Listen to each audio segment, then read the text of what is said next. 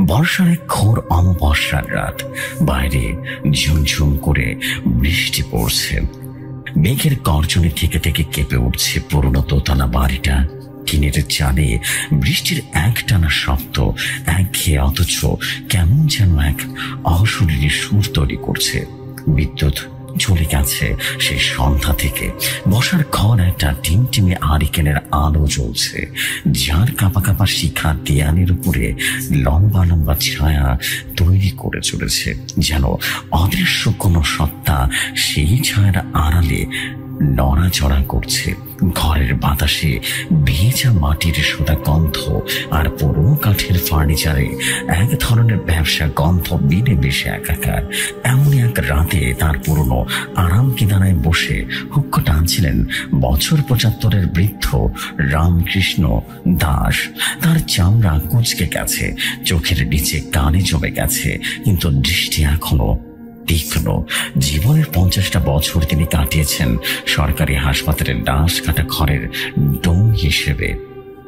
হাজার হাজার লাশ কাটাছেঁড়া করেছেন, দেখেছেন কত রকমের মৃত্যু, অপমৃত্যু, খুন, আত্মহত্যা, কত কিছু না দেখেছেন। মৃত্যু তার কাছে ছিল ডাল ভাতের মতোই স্বাভাবিক একটা ব্যাপার। ভয় টর বলে কিছুই অবশিষ্ট ছিল না, অন্তত তিনি এটা মনে করতেন। তার সামনে বোনা বসেছিল তার বছর 17 নাতি পলাশ। এই বছর সে উচ্চ মাধ্যমিক পরীক্ষা দেবে। শহরের কলেজে পড়ে ছুটিতে বাড়িতে এসেছে। দাদুর কাছে লাশ কাটা ঘরের ভৌতিক গল্প শুনতে আগ্রহ, বিশেষ করে ভূতের ঘটনা। সে বিশ্বাস করে যেখানে এত মৃত্যু ঘটে সেখানে অদৃশ্য আত্মারা থাকবেই। পলাশ দাদুর দিকে ঝুঁকে এসে বলল, দাদু একটা কথা বলি। রামকৃষ্ণ হুক্কা মুখ সরিয়ে একটা মেঘ বাতাসে ছড়িয়ে দিয়ে বললেন, বলো। তার গলার স্বর বয়সের ভাবে রীতিমতো ফ্যাঁস ফ্যাঁসা হয়ে গেছে, কিন্তু ভারী। তুমি তো সারা জীবন ওই লাশ ঘরে কাটিয়ে দিলে। কত লাশ কেটেছ তার কোনো হিসেব নেই। তোমার কি কখনো ভয় করেনি? মানে এমন কোনো ঘটনা ঘটেনি যা তোমার ভয় পাইয়ে দিয়েছিল? পলাশের চোখে অদম্য এক কৌতূহল। রামকৃষ্ণ নাতির দিকে তাকালেন। হারিকেনের আলোয় তার কুচকে যাওয়া মুখটা আরো বেশি রহস্যময় দেখাচ্ছিল। তিনি কিছুক্ষণ চুপ করে থাকলেন। বাইরের বৃষ্টির শব্দটা হঠাৎ করেই যেন বেড়ে গেল। একটা দমকা হাওয়ায় ঘরের জানালা সশব্দে বন্ধ হয়ে যাওয়ায় পলাশ সামান্য চমকে উঠল। বৃদ্ধ দীর্ঘশ্বাস ফেলে বললেন, ভয়?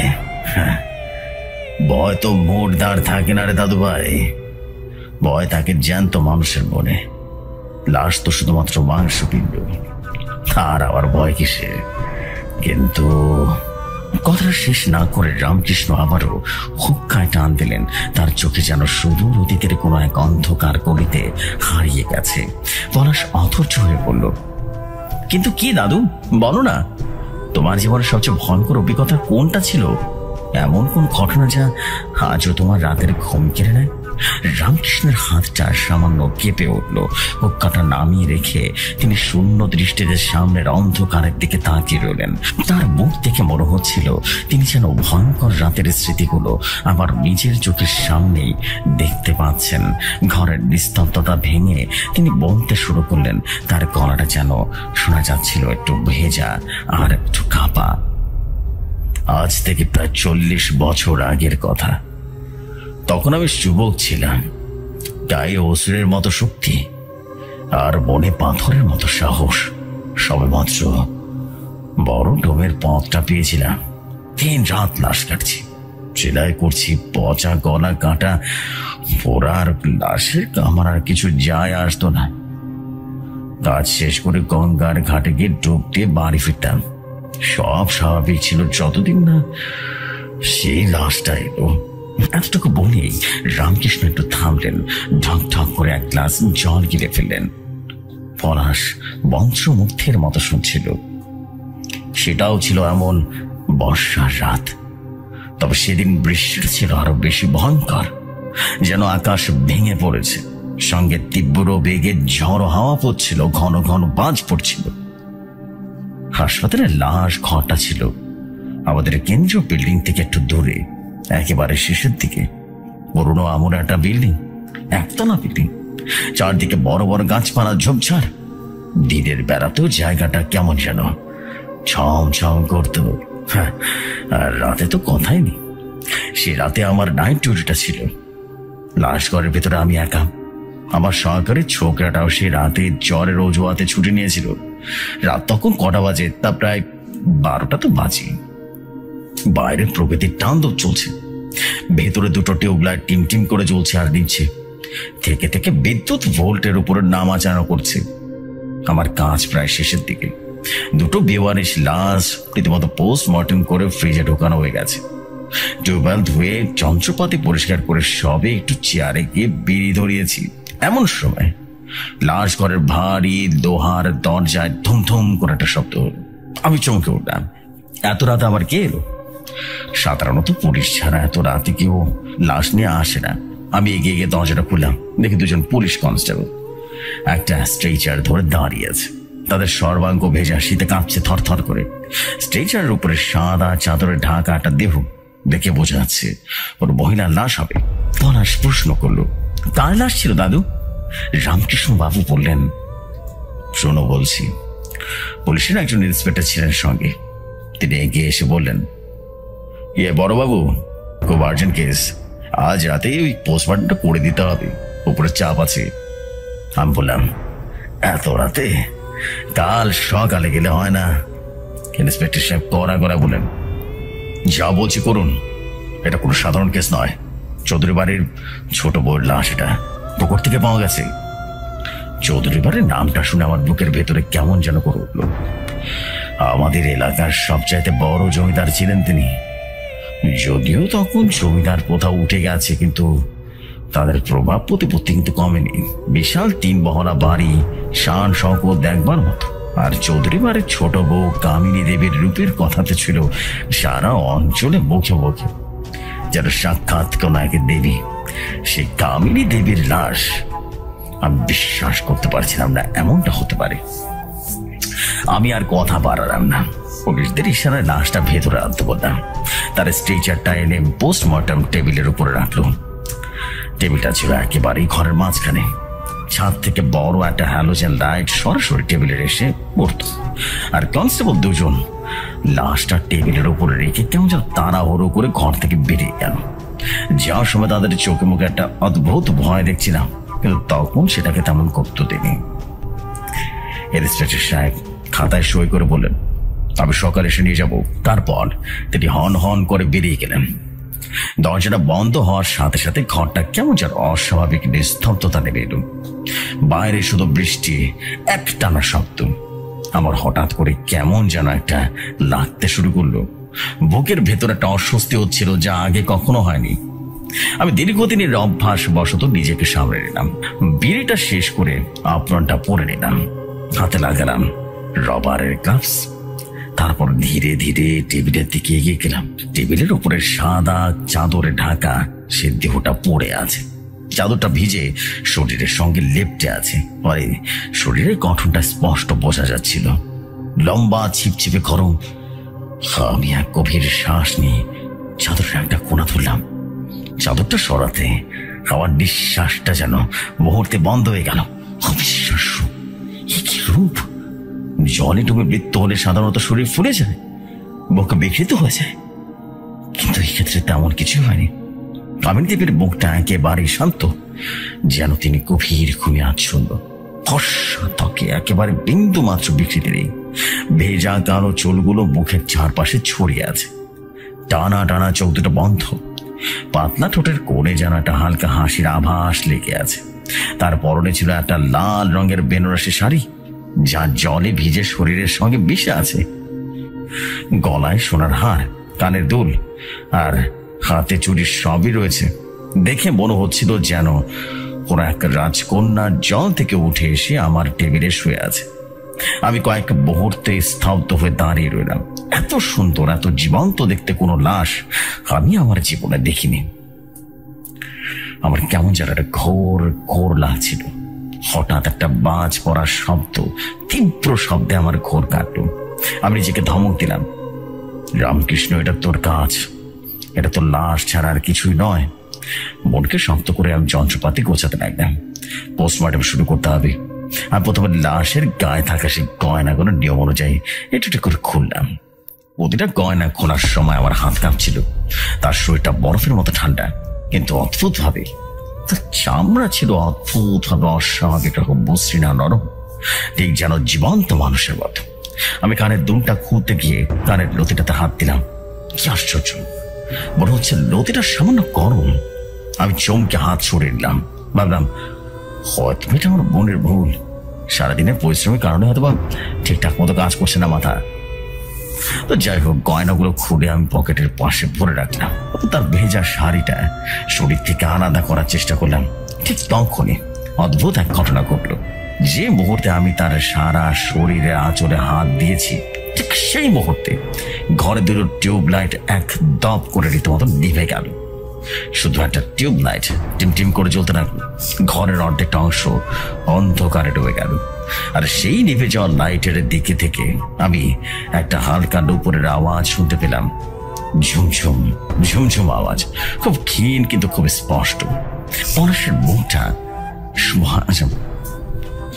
মুখটা ভয় সাদা হয়ে গেছে।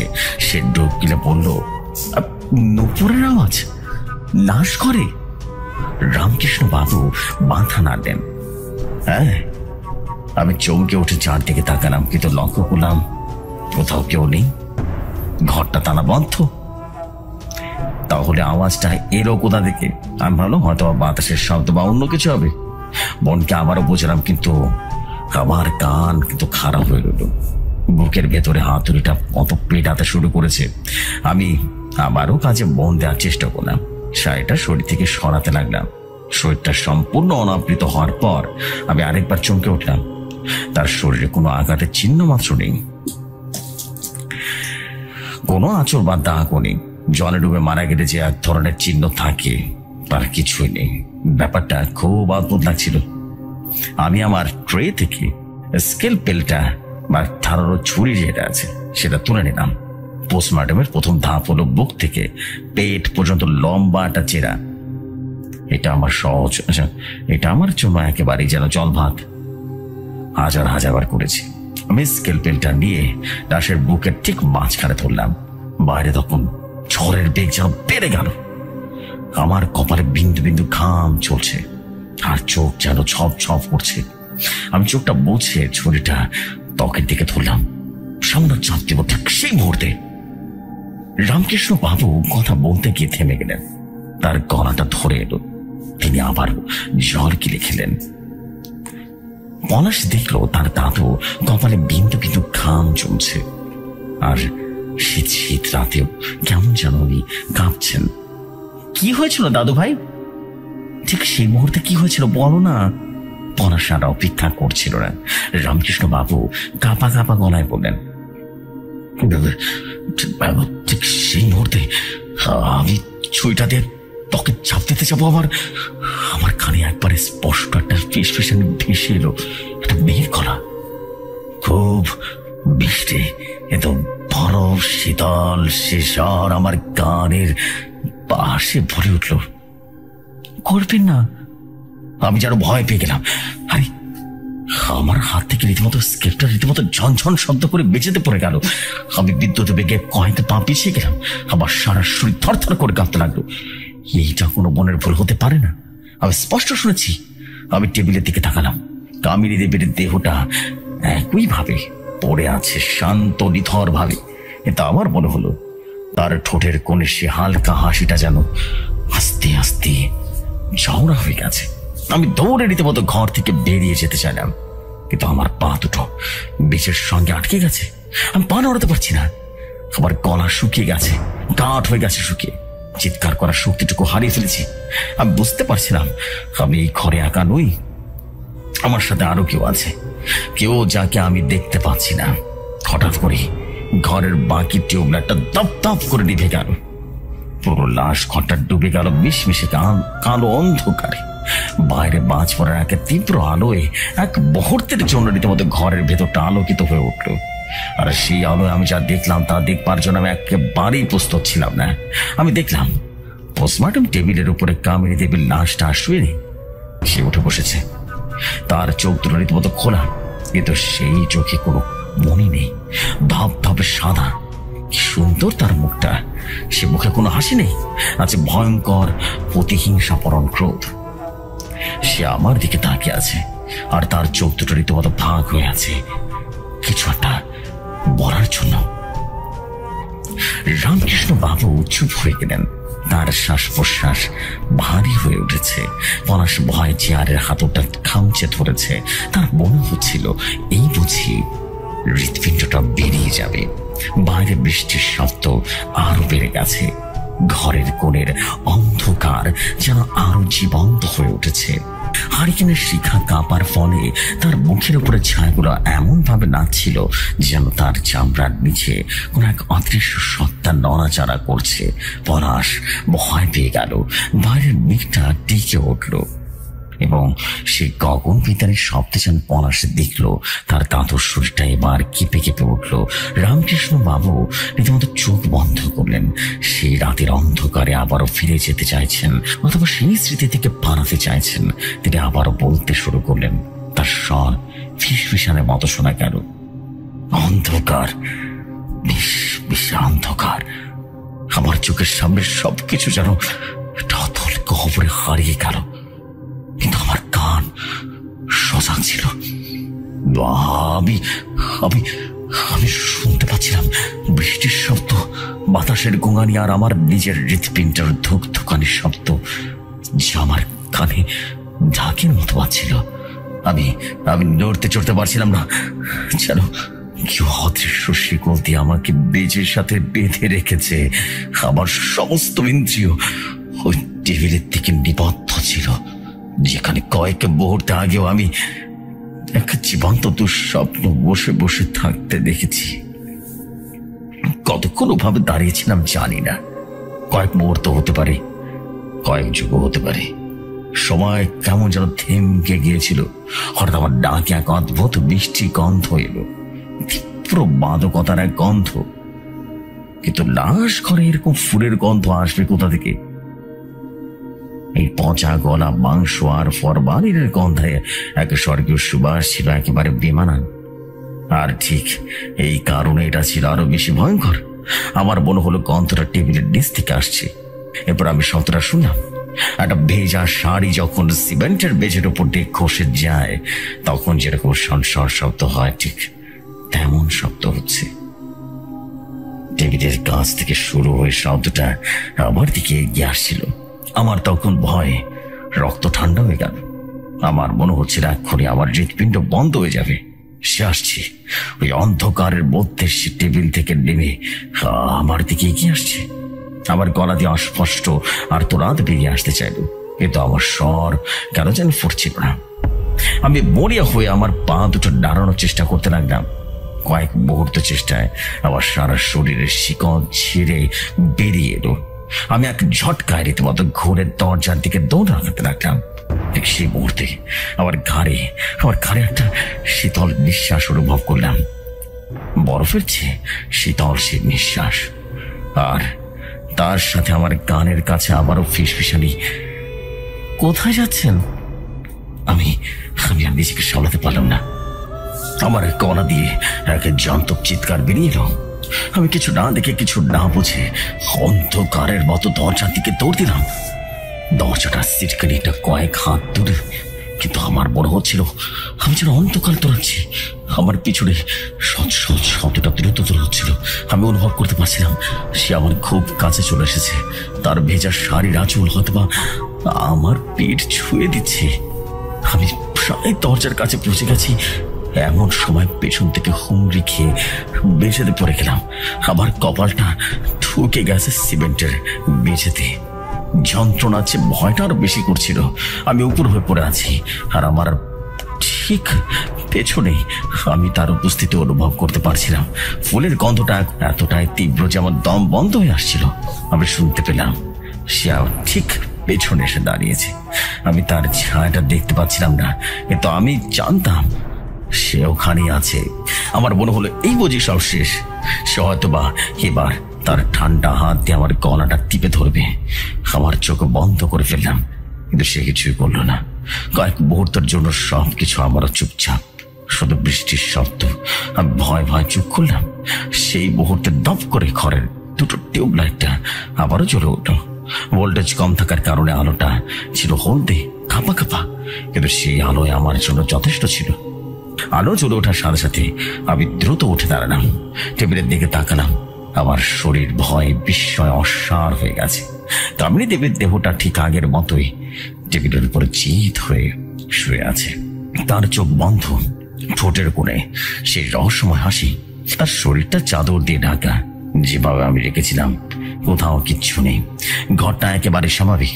পলাশ অবিশ্বাসের সুরে বলল, তার মানে ওটা কি তোমার বোনের ভুল ছিল দাদু?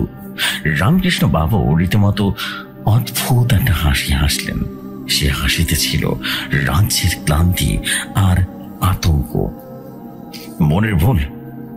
আমিও তাই ভেবেছিলাম রে দাদু ভাই। আমি নিজেকে বোঝালাম, আমি ক্লান্ত, ঝড় বৃষ্টির রাতে হয়তোবা আমার মাথা কাজ করছে না, হয়তোবা বাজ পড়ার কারণে উল্টাপাল্টা দেখছি, হয়তোবা ইঁদুর বা অন্য কিছু শব্দ করেছে। কিভাবে নিজেকে শান্ত করার চেষ্টা করলাম, কিন্তু আমার চোখ গেল বেজেতে থাকা সে স্কেলপেলটার দিকে। ওটা তো আমার বোনের ভুল নয়। আমি যে ভয় পিছিয়ে গেছিলাম এটাই তার প্রমাণ। তারপর চোখ গেল আমার টেবিলের পাশে, আর সেটা দেখে আমার সমস্ত যুক্তি, সমস্ত সাহস একেবারে কর্পূরের মতো উবে গেল। আমি দেখলাম টেবিলের ঠিক নিচে যেখানে আমি পড়ে গিয়েছিলাম, সেখানে সিমেন্টের মেঝের উপরে কয়েকটা ভেজা পায়ের ছাপ, খালি পায়ের ছাপ, একটা মেয়ের পায়ের ছাপ। জল চৌকিতে আলতা পড়লে যেমন দেখায় না, ঠিক তেমন ছাপগুলো টেবিলের কাছে রীতিমতো শুরু হয়ে আমি যেখানে পড়েছিলাম ঠিক সেখানেই এসে থেমেছে। তারপর আবারও টেবিলের দিকে ফিরে গেছে। আমার আর বোঝার বাকি রইল না যে আমি যা দেখেছি, যা শুনেছি, তার বিন্দু মাত্র কল্পনা নয়, সব সত্যি। সে সত্যি টেবিলটা নেমেছিল, সে আমার পেছনে এসে দাঁড়িয়েছিল। এই ভাবনা আমার মেরুদণ্ড দিয়ে একটা হিমশীতল স্রোত বয়ে দিল। আমি এখন নিশ্চিত হলাম এই লাশটা সাধারণ কোনো লাশ নয়, এর মধ্যে অশুভ কিছু একটা আছে। আমার তখন উচিত ছিল ওখান থেকে পালিয়ে যাওয়া, দরজা খুলে বেরিয়ে গেলে কিন্তু আমি বেঁচে যেতাম, কিন্তু পারলাম না। আমার চাকরিটা, আমার দায়িত্ব, ইন্সপেক্টর সাহেবকে দেওয়া সে কথা, সবকিছুই আমাকে আটকে রাখলো। তাছাড়া আমার বোনের মধ্যে একটা জেদ কাজ করছিল। আমি একজন ডোম, আমার কাজ হলো লাশ কাটা। একটা লাশ আমাকে ভয় দেখিয়ে পার পেয়ে যাবে, এইটাও হতে পারে না। আমি বোনকে শক্ত করলাম, যা হবে দেখা যাবে, আমাকে কাজটা শেষ করতেই হবে।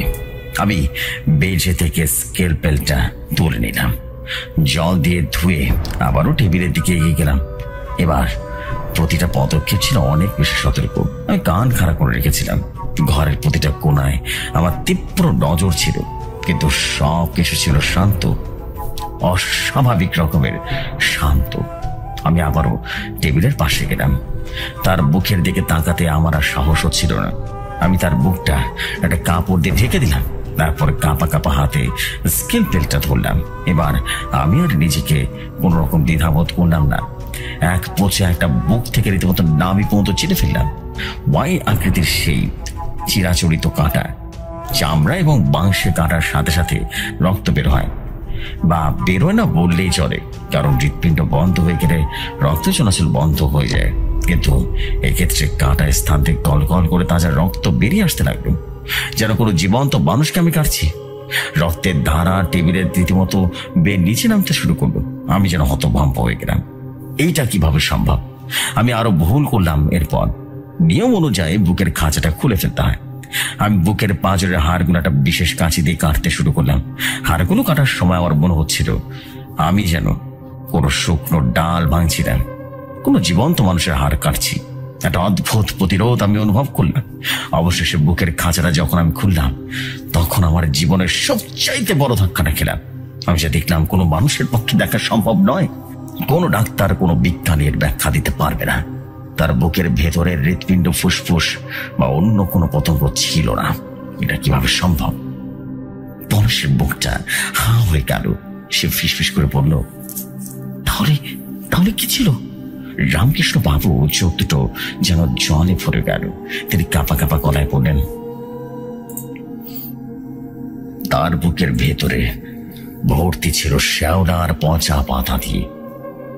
পুকুরের তলার কালো পাক আর তার ভেতরের ভর্তি করে রেখেছিল, আর সেই পাক আর শ্যাওলার মাঝখান দিয়ে বেরিয়ে আসছিল কটা শামুক, আর তারা তখন নড়াচড়া করছিল। আর সবচেয়ে অদ্ভুত ভয়ঙ্কর দৃশ্যটা ছিল সেই বাঘের মধ্যে হৃৎপিণ্ড থাকে, সেখানে অদ্ভুত রকমের জবা ফুল, রক্ত জবা ফুল, টকটকে লাল জীবন্ত একটা জবা ফুল, যার পাপড়িগুলো তখনও কাঁপছিল যেন তার নিজস্ব একটা প্রাণ আছে। আমার মাথা ঘুরে গেল, এটা কিভাবে সম্ভব? আমার বমি পাচ্ছিল, আমি আর দাঁড়িয়ে থাকতে পারছিলাম না। আমার মনে হচ্ছে আমি যেন পাগল হয়ে যাব। এটা কোনো ভৌতিক ব্যাপার নয়, এটা সবচাইতে ভয়ঙ্কর কিছু। এটা প্রকৃতির নিয়মের বাইরের ঘটনা। আমি যখন এই দৃশ্যটা দেখে জ্ঞান হারানোর মতো অবস্থায় গেলাম, ঠিক তখনই তার মুখ দিয়ে একটা কোঙানির মতো আওয়াজ বেরিয়ে এলো। যে বুকটা আমি কাপড় দিয়ে ঢেকেছিলাম, সেই কাপড়ের নিচ থেকে একটা অস্পষ্ট যন্ত্রণাদায়ক স্বর ভেসে এলো। সে স্বরটা স্পষ্ট, ফিস ফিস করছিল না, সে কাঁদছিল। একটা মেয়ের কান্নার শব্দ, ফুপিয়ে ফুপিয়ে কান্নার শব্দ। সে কান্নার শব্দে আমার মনে হলো আমার কানের পর্দাটা ফেটে যাবে। সে কান্নার মধ্যে এত কষ্ট, এত যন্ত্রণা, এত ঘৃণা মেশানো ছিল যে আমি ভাষায় প্রকাশ করতে পারবো না। কান্নার মাঝে সে একটা নাম ধরে ডাকলো, শশাঙ্ক। শশাঙ্ক, তুমি কেন এমনটা করলে? আমি তোমাকে বিশ্বাস করেছিলাম, কেন করলে? এই কথাগুলো সে বারবার বলে যাচ্ছিল। তার গলায় কান্না ভেঙে যাচ্ছিল একেবারে। আমি আর সহ্য করতে পারলাম না, আমার সহ্যের সীমা ভেঙে গেল। আমি চিৎকার করে উঠলাম, কে শশাঙ্ক? আমি শশাঙ্ক নই, আমাকে ছেড়ে দে। আমার চিৎকার শুনে কান্নাটা হঠাৎ থেমে গেল। এক মুহূর্তের মধ্যে সবকিছু চুপ। তারপর সে ঢাকা মুখের ভেতর থেকে একটা হিসহিসে কণ্ঠস্বর বেরিয়ে এলো। সে বলে উঠল, তাহলে তুমি কি? এই প্রশ্ন শোনার পর আমার সারা শরীর রীতিমতো কাঁপুনি দিয়ে উঠল। তার বুকে যে তাজা রক্ত পাকের স্রোত নামছিল, সেটা 10 গুণ বেড়ে গেল। আর তার বুকের ভেতরে রক্ত জবা ফুলটা দপ করে জ্বলে উঠল। হ্যাঁ, সত্যি আগুন জ্বলে ওঠার মতো করে জ্বলছিল। একটা নীলচে আভা যেন ছড়িয়ে পড়ল। আমি দেখলাম তার হাত পা গুলো রীতিমতো হঠাৎ করে বেঁকে যেতে শুরু করেছে, আর তার শরীরটা টেবিলের উপরে ধনুকের মতো বেঁকে যাচ্ছে। এত সুন্দর একটা মেয়ে হঠাৎ করে কেমন যেন বেঁকে গেল। তার ঢাকা মুখটা থেকে রীতিমতো গোঙানের মতো একটা শব্দ এলো এবং পৈশাচিক চিৎকারে পরিণত হলো। আমি বুঝলাম সে এবার জেগে উঠেছে, পুরোপুরিভাবে জেগে উঠেছে মেয়েটা। আমি আর এক মুহূর্ত দাঁড়ালাম না। আমার হাতে থাকার যন্ত্রপাতি সবকিছু ফেলে দিয়ে আমি পাগলের মতো দরজার দিক দিয়ে রীতিমতো দৌড় দিলাম। আমার পেছনে তখন ভাঙচুরের শব্দ। টেবিল থেকে যন্ত্রপাতি, কাচের বোতল সব মেঝেতে পড়ে ঝনঝন করে ভেঙে যাচ্ছিল। আমি কোনো মতে দরজাটা খুলে বাইরে বেরিয়ে এলাম। ঝড়ের মধ্যে আমার সমস্ত শরীর ভেজে যাচ্ছে, কিন্তু আমার কোনো ভ্রুক্ষেপ নেই। আমি বাইরে থেকে লাশ ঘরের ভারী লোহার দরজাটা রীতিমতো সর্বশক্তিতে বন্ধ করলাম। সিটকিনিটা তুলে দিলাম। তারপর দরজায় গিয়ে পিঠ দিয়ে আমি সেখানেই বসে পড়লাম। মুষল ধরা রীতিমতো বৃষ্টির মধ্যে আমি কাঁপছিলাম। শীতে নয়, ভয়ে। আমার কানের মধ্যে তখন সে পৈশাচিকে চিৎকার আর শশাঙ্ক নামের সেই আর্তনাদ বাজছিল। আমি দরজার উপাস থেকে শুনতে পাচ্ছিলাম সে ঘরের ভেতরে আছাড়ি পিছাড়ি খাচ্ছে। দরজার উপরে রীতিমতো নখের আঁচড়ের শব্দ, ভারী কিছু একটা দিয়ে আঘাত করার শব্দ। আমি 2 কানে হাত চাপা দিয়ে বসে রইলাম। আমার মনে হচ্ছিল সেই রাতটা আর কখনো শেষ হবে না। এতটুকু বলেই রামকৃষ্ণ বাবু থেমে গেলেন। তার কপালের ঘাম যেন বয়ে যাচ্ছে। পলাশ দেখলো তার দাদুর চোখ দুটো শূন্য, দৃষ্টিহীন। তিনি যেন এখনো সেই লাশ ঘরের বাইরে সে ঝড় বৃষ্টির রাতে বসে আছেন। পলাশের সমস্ত শরীর ঠান্ডা হয়ে গেল।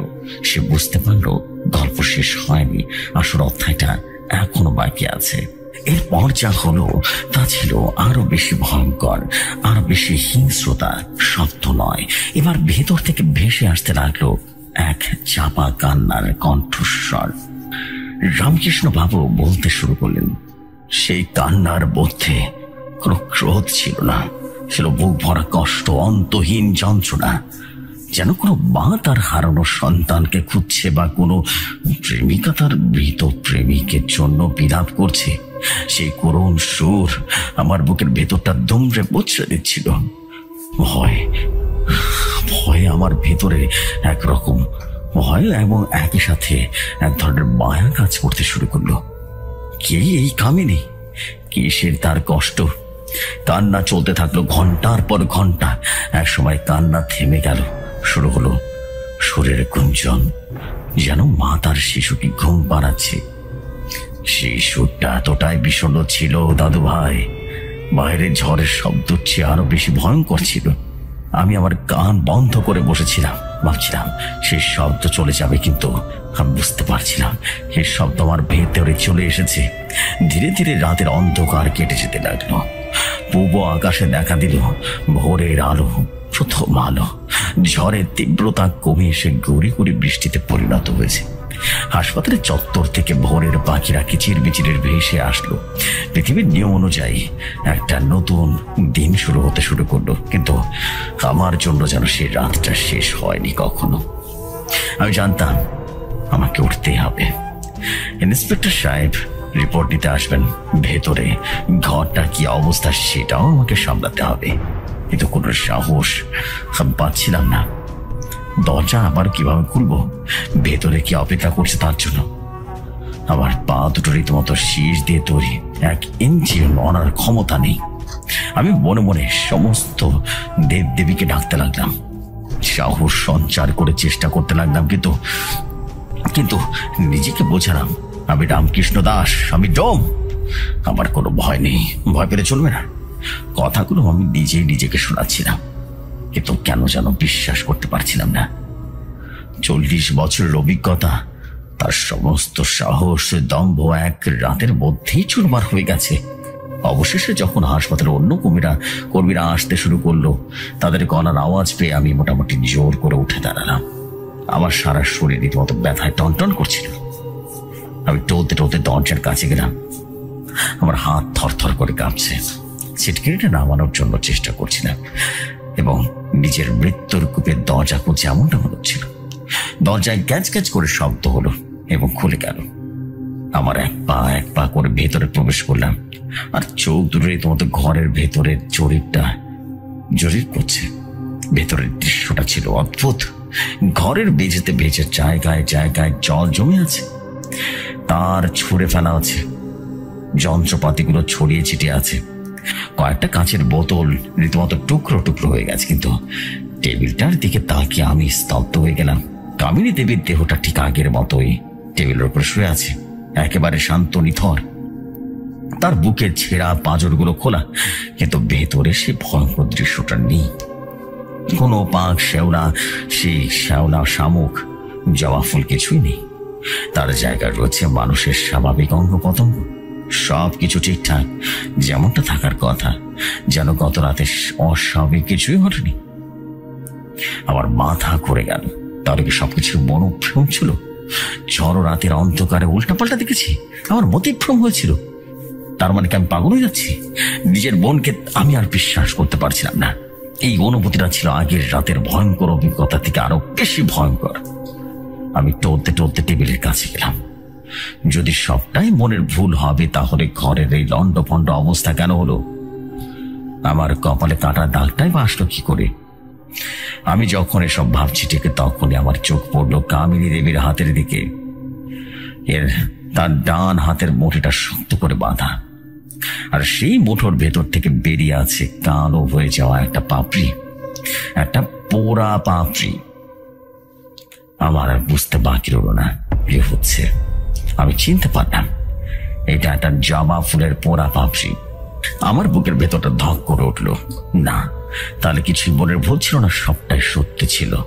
প্রতিটা ঘটনা সত্যি ছিল। সে তার অস্তিত্বের প্রমাণ রেখে গেছে। আমি আর এক মুহূর্তে সময় নষ্ট করলাম না। আমি জানালাম ইন্সপেক্টর আসার আগে তাকে সমস্ত স্বাভাবিক করতে হবে। তিনি পাগলের মতো কাজে লেগে গেলেন। ভাঙা কাজ পরিষ্কার করলেন, যন্ত্রপাতি গুছিয়ে রাখলেন, তারপর কাপা হাতে পোস্টমর্টমে বাকি কাজটুকু শেষ করলেন। আর তার প্রতি মুহূর্তে যেন কাটছিল রীতিমতো চরম আতঙ্কে। বারবার মনে হচ্ছিল এই বুঝি লাশটা আবারও নড়ে উঠবে, আবারও কথা বলে উঠবে, কিন্তু কিছুই হলো না, একদমই শান্ত ছিল। আমি কোনো মতে রিপোর্টটা তৈরি করলাম, মৃত্যুর কারণ লিখে ফেললাম, জলেটুকু শ্বাসরোধ, বিশেষ মন্তব্যের জায়গায় লিখলাম শরীরে কোনো বাহ্যিক ক্ষতি পাওয়া যায়নি বা কোনো চিহ্ন পাওয়া যায়নি। নিজের সইটা করার সময় আমার বুকের হাতটা এতটাই কাঁপছিল যে একবারও চেষ্টা করার পরেও, মানে মোটামুটি কয়েকবার চেষ্টা করেছে সইটা করার জন্য। কিছুক্ষণ পরেই ইন্সপেক্টর সাহেব এলেন এবং আমার মুখ ফ্যাকাশে দেখে তিনি বললেন, কি ব্যাপার বড়বাবু, আপনার শরীর ঠিক আছে তো? দেখে বলেছে সারা রাত ঘুমান নেই। আমি তখন কোনো মতো ভাঙা ভাঙা কণ্ঠে বললাম, না স্যার, ওই ঝড়ের চুল কারেন্ট ছিল না তো, তাই কাজ শেষ করতে একটু দেরি হয়ে গেল আর কি। ইন্সপেক্টর রিপোর্টটা নিয়ে আর কোনো প্রশ্ন না করে লাশটা ছাড়ানোর ব্যবস্থা করে চলে গেলেন। কিছুক্ষণ পর চৌধুরী বাড়ির লোকেরা এসে কামিনী দেবীর দেহটা নিয়ে গেল। যখন তারা লাশটা নিয়ে চলে যাচ্ছিল না, তখন শেষবারের মতো আমার চোখে পড়ল কামিনী দেবীর শান্ত সুন্দর মুখটার থেকে। আমার মনে হলো ঠোঁটের কোণে সেই হাসিটা যেন বলছে, আমাদের আবারও দেখা হবে। সেই ঘটনার পর আমার জীবনটা আগের মতো রইল না। আমি লাশ করে কাজটা ছাড়তে পারিনি, কারণ পেট তো চালাতে হবে, কিন্তু আমি আর কখনো রাত্রিবেলা একা কাজ করতাম না। দিনের বেলাতেও আমার কাজ ছমছম করতো, প্রায় মনে হতো পেছনে কেউ দাঁড়িয়ে আছে, প্রায় আমাকে ডাকি। আমার মনের ভেতরে শুধু একটা প্রশ্ন দানা বেঁধেছিল, কে এই শশাঙ্ক? কামিনী দেবী কেন তাকে খুঁজছিল? এই প্রশ্নের উত্তর না পাওয়া পর্যন্ত আমি শান্ত হতে পারছিলাম না। আমি লুকিয়ে লুকিয়ে চৌধুরী বাড়ির ব্যাপারে খোঁজ খবর নিতে শুরু করলাম। অবশেষে অনেক চেষ্টার পর চৌধুরী বাড়ির এক পুরনো বাড়ির কাছ থেকে আসল ঘটনা জানতে পারলাম। বলত দাদু ভাই, শশাঙ্ক ছিল চৌধুরী বাড়ির ছোট্ট তরফের ছেলে। সম্পর্কে সে কামিনী দেবীর স্বামীর খুড়তুতো ভাই। সে ছিল কবি মনের মানুষ, গান বাজনা করত। কামিনীর সাথে তার একটা ভালোবাসার সম্পর্ক করে উঠেছিল। তারা দুজন দুজনকে ছাড়া কিছুই যেন ভাবতে পারত না। কিন্তু তাদের এই গোপন সম্পর্কের কথা একদিন জানাজানি হয়ে যায়। কামিনীর স্বামী শ্বশুর বাড়ির লোকেরা ছিল সাংঘাতিক অত্যাচারী। তারা এই সম্পর্কটা মেনে নিতে পারেনি। সে বর্ষার রাতে তারা শশাঙ্ককে বাড়ি থেকে রীতিমতো ডেকে নিয়ে যায়। পুকুর পাড়ে তাকে প্রচন্ড পরিমাণে মারধর করে এবং পুকুরের জলে ডুবিয়ে মেরে ফেলে। তারপর তারা জীবন্ত কামিনীকে জোর করে সে পুকুরের জলে ডুবিয়ে মারে। কামিনী দেবীর শেষ আর্তনাদ সে ঝড় বৃষ্টির রাতে হারিয়ে গিয়েছিল।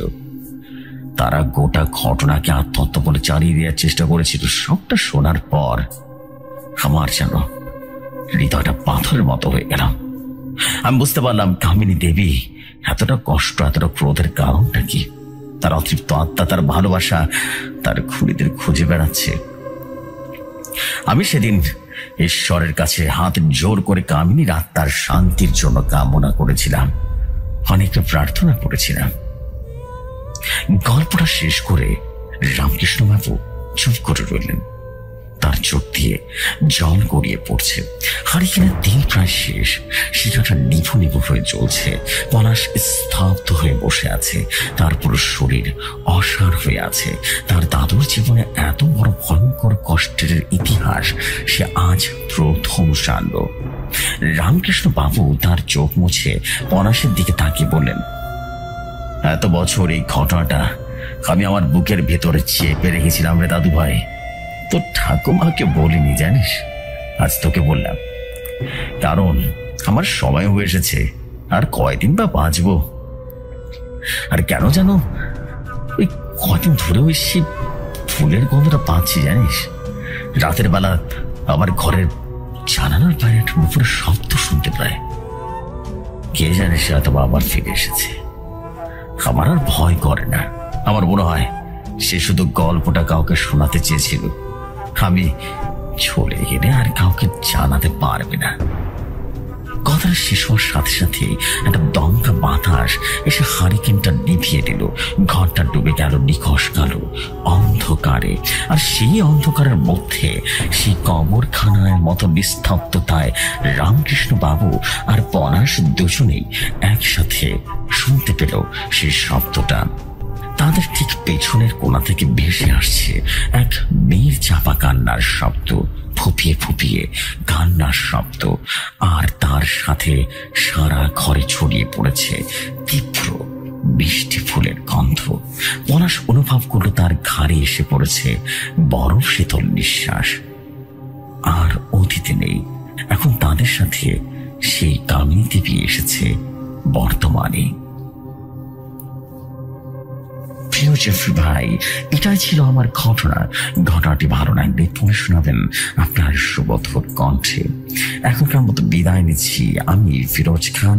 আর একটি নতুন ঘটনা আপনার জন্য কালেক্ট করেছি ব্ল্যাক ম্যাজিকের, খুব দ্রুতই শেয়ার করে দেব।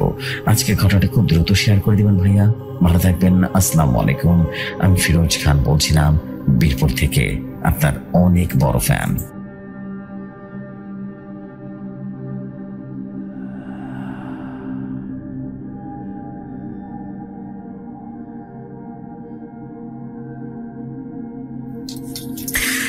ওয়ালাইকুম আসসালাম, ওয়ালাইকুম আসসালাম, ওয়ালাইকুম আসসালাম। What a beautiful story. স্টোরিটা কিন্তু অসাধারণ ছিল বলতেই হবে, এবং মনে হচ্ছিল যেন চোখের সামনেই ঘটনাটা ঘটছে। অসাধারণ ঘটনার জন্য আপনাকে অনেক অনেক ধন্যবাদ প্রিয় ভাই। আপনাকে অনেক অনেক অভিবাদন জানাতে চাই, এবং আমি খুবই আনন্দিত যে আপনার কাছ থেকে পুরো ঘটনাটা আমরা শুনতে পারলাম। Thank you very much, thank you very much আমাদের প্রিয় ফিরোজ ভাই। আপনার পরবর্তী ঘটনার অপেক্ষায় থাকলাম। আশা রাখি যে পরবর্তী ঘটনা অনেক সুন্দর হবে, এবং আপনাকে অনেক অভিবাদন জানাচ্ছি। Thank you very much. So আমি আর দেরি করবো না, আমি এখন যেটা করতে চাই সেটা হচ্ছে আমরা সরাসরি চলে যাচ্ছি আমাদের পরবর্তী ঘটনায়। অ্যান্ড ফিরোজ ভাই, আপনার পরবর্তী ব্ল্যাক ম্যাজিকের স্টোরিটা দ্রুত পাঠিয়ে দেন ভাই। সো আর কথা না বলে চলে যাই আমাদের পরবর্তী ঘটনায়।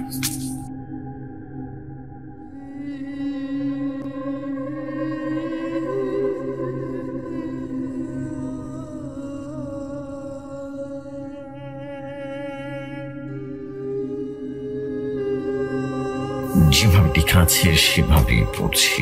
তিনি লিখেছেন, আসসালামু আলাইকুম জফরি ভাই, আশা নয় বিশ্বাস করি আপনি অনেক ভালো আছেন। আর ভৌতিকতার পুরো লিসনার্সগণ আপনারাও কেমন আছেন? আশা করি আপনারাও অনেক ভালো আছেন, আমিও অনেক ভালো আছি।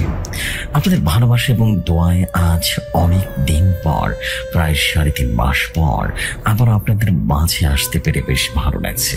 আর আমি একজন প্রবাসী, আর আপনারা তো জানেন একজন প্রবাসী চাইলেই সবসময় বের হতে পারে না। তো চলুন আর কথা না বলে আমার ঠিকানা দিয়ে ঘটনায় চলে যাই। জফরি ভাই, আমার নাম মোহাম্মদ তারেক, আমার বাড়ি সিরাজগঞ্জ, গাজীপুর মনসুরনগর ইউনিয়নের কোন একটি গ্রামে, আর আমি একজন সৌদির প্রবাসী। ভাইয়া, আমি আজকে নিয়ে এসেছি ভয়ঙ্কর বটগাছ নামক একটি ঘটনা। আর আজকের ঘটনাটা বেশি বড় করবো না, তো চলুন আর কথা না বাড়িয়ে ঘটনায় চলে যাই। ভাইয়া, ঘটনাটা বোঝার সুবিধার্থে আমি লুৎফর মুন্সি ভাষায় বলছি।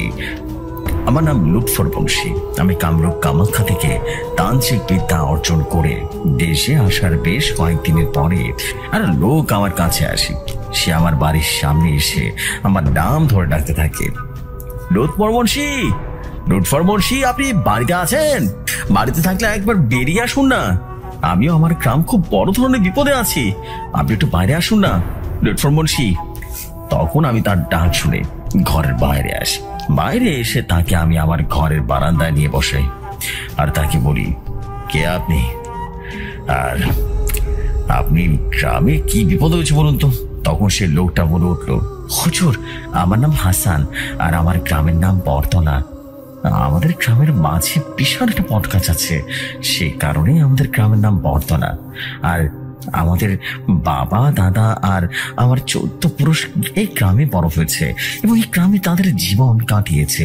আমি আমার দাদার মুখে শুনেছিলাম এই গ্রামে নাকি অনেক আগে খারাপ তান্ত্রিকরা বসবাস করত। সেই তান্ত্রিকরা ছিল খুব খারাপ, সে নাকি বাচ্চা পড়ে দিত, আর সেই বাচ্চাদের আত্মাগুলো ওই বটগাছের মাঝে বন্দি করে রাখত। একদিন নাকি আলী নামক এক হুজুর এসে সেই তান্ত্রিককে মেরে বট গাছের মাঝেই বন্দি করে দেয়। তারপর থেকে এই গ্রামের সুখ শান্তি একেবারে উঠে যায়। এভাবে আমার দাদা এবং বাবার জীবন কাটিয়ে দেয়। এই গ্রামে এখন ছোট থেকে ছোট গ্রামে বড় হয়েছি, এবং অলৌকিক কিছু শুনিনি কিন্তু হুজুর। এই বলে লোকটি অঝরে কান্নাকাটি শুরু করলো। আমি তাকে সান্ত্বনা দিয়ে বললাম, আহা, কি হয়েছে আমাকে বলুন না, না বলে আমি কিভাবে বুঝে বলুন তো। হ্যাঁ, তখন সে লোকটি কান্না মুছে আবার বলতে লাগলো, হুজুর, একদিন হঠাৎ করে আমরা সবাই দেখতে পাই ওই বট গাছের নিচে একটা মাথাবিহীন পাঁঠা পড়ে আছে, আর বট গাছের চারিপাশে সিঁদুর ছিটানো, বট গাছের গুঁড়োতে হাজার হাজার লাল সুতা যেন বাঁধা। তারপর থেকে আমাদের গ্রামে এক এক করে বাচ্চা মারা যেতে লাগে। এটা দেখে আমরা গ্রামের মানুষজন মিলে একটা হুজুরের কাছে যাই। হুজুরের কাছে গিয়ে গ্রামের সব কথা খুলে বলি। তখন হুজুর বলে উঠলেন, হাসান ভাই, আপনি টেনশন করবেন না, আমি আপনার সাথে আপনার গ্রামে যাব। এই বলে হুজুরটি আমার সাথে আমার গ্রামের বাড়িতে আসতে লাগলো। আমাদের গ্রামে প্রবেশ করার সময় হুজুর রীতিমতো থেমে যায় আর ভয়ঙ্কর দৃষ্টিতে সামনের দিকে তাকালো। তখন আমি তাকে জিজ্ঞেস করলাম, আরে কি হলো হুজুর, আপনি এমন কেন করছেন? তখন হুজুরটি বলে উঠলো, আমি কাজটা করতে পারবো না, আপনি বরঞ্চ কোনো ভালো তান্ত্রিককে দেখেন কেমন। আর বলল, এটা কোনো সাধারণ হুজুর করতে পারবে না, আপনি কোনো তান্ত্রিককে নিয়ে আসুন, যান। এই বলে হুজুর ঠিক গ্রামের বাইরে থেকে চলে যায়, আর আমিও চলে যাই গ্রামে। আর গিয়ে গ্রামের সবাইকে পুরো ঘটনাটা করে বলি। তখন সবাই এইটা শুনে বেশ চিন্তিত হয়ে যায়। তখন গ্রামের একজন বলে উঠলো, ভাইরা, আমি একজন হুজুরকে চিনি, যে একজন ইমানদার হুজুর, আবার একজন ভালো শক্তিশালী তান্ত্রিক, কিন্তু আমি শুধু তার নামটাই জানি, তার বাড়ি কোথায় সেটা জানি না। তখন আরেকজন বলে উঠলো, আরে ভাই, আপনি তার নামটাই বলেন না, তারপরে দেখা যাবে না তাকে খুঁজে পাওয়া যায় কিনা। তখন সেই লোকটি বলতে লাগলো, তার নাম হলো লুৎফর মুন্সি, এই দেখেন আপনারা তাকে খুঁজে পান কিনা। তখন গ্রামের সবাই মিলে ঠিক করে যেন আমি আপনার ঠিকানাটা খুঁজে বের করি হুজুর। তারপর থেকে আমি আপনার ঠিকানাটা খুঁজে বের করি, আর 14 দিন হয়ে গেল হুজুর, আপনাকে খুঁজে বের করেছি। এর মাঝে আমি একবারের জন্য গ্রামে যাইনি, জানি না এখন গ্রামের কি অবস্থা। এই বলে লোকটি আবারও কান্নাকাটি করতে লাগলো। আমি তাকে নানান ভাবে সান্ত্বনা দিলাম। তাকে কান্না থামিয়ে আমি তাকে বললাম, হাসান ভাই, আপনি একটু শান্ত হয়ে বসুন, আমি একটু ঘর থেকে আসছি কেমন। এই বলে আমি ঘর থেকে আমার জোড়া নিয়ে বাইরে বেরিয়ে পড়ি। তাকে নিয়ে তার গ্রামের দিকে রওনা হলাম। এই সময় চলতে চলতে তাদের গ্রামের প্রবেশ দ্বারের সামনে গিয়ে পৌঁছায়। তখন আমি দেখতে পাই আমার দিকে একটা কালো ধোঁয়া কুণ্ডল পাকিয়ে ধেয়ে আসছে, একটা পিশাচ। তখন আমি দেরি না করে সাথে সাথে আমার শরীরটা বন্ধ করে ফেলি। তখন আমি শুনতে পাই ভাঙা ভাঙা কর্কশ কণ্ঠে, পিশাচ কণ্ঠে বলে উঠছে, কে তুই, কে তুই, এখানে কি দরকার তোর, তুই চলে যা, না হলে মারা পড়বি। তখন আমি বলে উঠলাম, থাম রে থাম, এবার একসাথে এত প্রশ্ন করলে তো উত্তর দিতে পারবো কেমনে। আর শোন, আমি লুৎফর মুন্সি, আমি এই গ্রামটাকে বাঁচাতে এসেছি, আর তুই যদি পারিস তাহলে আমাকে মেরে দেখাস। এইটা শুনে সে পিশাচটি গড় করিয়ে বলে উঠল, আমি না রে, আমি তোকে মারবো না, আমার প্রভু মারবে। এই বলে কালো ধোঁয়ার সাথে মিলে গেল। আর তখন আমি আর দেরি না করে চলে যাই সেই গ্রামের ভেতরে। গ্রামটার ভেতরে গিয়ে আমি দেখতে পাই গ্রামটার মাঝখানটায় বিশাল এক বট গাছ দাঁড়ানো আছে, আর সেই বট গাছটাতে হাজার হাজার বাদুড় বসে আছে। আমি এইখান থেকে অনুভব করতে পারছিলাম সেই বট গাছ আমাকে ডাকছে, তার দিকে ডাকছে। আমি যেন একেবারে হতভম্ব হয়ে মন্ত্রমুগ্ধর মতো মোহিত হয়ে পড়েছিলাম। তখনই বট গাছটার প্রতি তখন আমার হাসান ভাই ধাক্কা দিয়ে বলে উঠল, হুজুর, আপনার কি হয়েছে? আমি আপনাকে অনেকক্ষণ ধরে দেখছি, আপনি চুপচাপ আছেন, আপনি কখন থেকে ডাকছি, আপনি কোনো কথা বলছেন না। তখন আমি বললাম, না না, কিছু হয়নি, আমি আসলে গাছটা দেখছিলাম আর কি, তাই একটু অন্যমনস্ক হয়ে গেছিলাম। তো চল আর দেরি না করি। প্রায় সন্ধ্যা কোণে আসলো। তখন হাসান ভাই আমাকে নিয়ে চলে যেতে লাগলো। আমি গ্রামের মাটির সরু রাস্তা ধরে যাই। চারিপাশটা রীতিমতো ভালো মতো পরখ করছিলাম, কিন্তু আমি দেখতে পাই গ্রামে কোনো বানর চোর দেখা যাচ্ছে না। তখন আমি হাসান ভাইকে বললাম, হাসান ভাই, আমরা জিনিস লক্ষ্য করলাম, আপনাদের গ্রামের মানুষজন সব কোথায় চলে গিয়েছে বলুন তো। তখন হাসান ভাই আমাকে বলল, না না হুজুর, গ্রামের মানুষ আছে, কিন্তু এখন কেউ সন্ধ্যার পর বের হয় না। তখন আমি আর কিছু না বলে হাসান ভাইয়ের সাথে হাঁটতে লাগলাম। কিছুক্ষণ হাঁটার পর হাসান ভাই বলে উঠল, হুজুর এটা আমার বাড়ি, আজ থেকে আপনার যত দিন দরকার এই গ্রামে ততদিন আমার বাড়িতে থাকবেন। তখন আমি হাসান ভাইয়ের কথা শুনে সামনের দিকে তাকাই এবং দেখি 2 তলা বিশিষ্ট একটা বাড়ি। তখন আমি হাসান ভাইকে বললাম, হাসান ভাই আপনি তো বড় লোক, অনেক বড় লোক, তো কখনো বলেননি আমাকে। তখন হাসান ভাই বলে উঠল, হুজুর আপনি আগে ভিতরে চলেন, তারপরে আমি আপনাকে সব বলছি। এটা শুনে আমি হাসানের ভয়ের সাথে সাথে বাড়ির ভেতরে চলে যাই।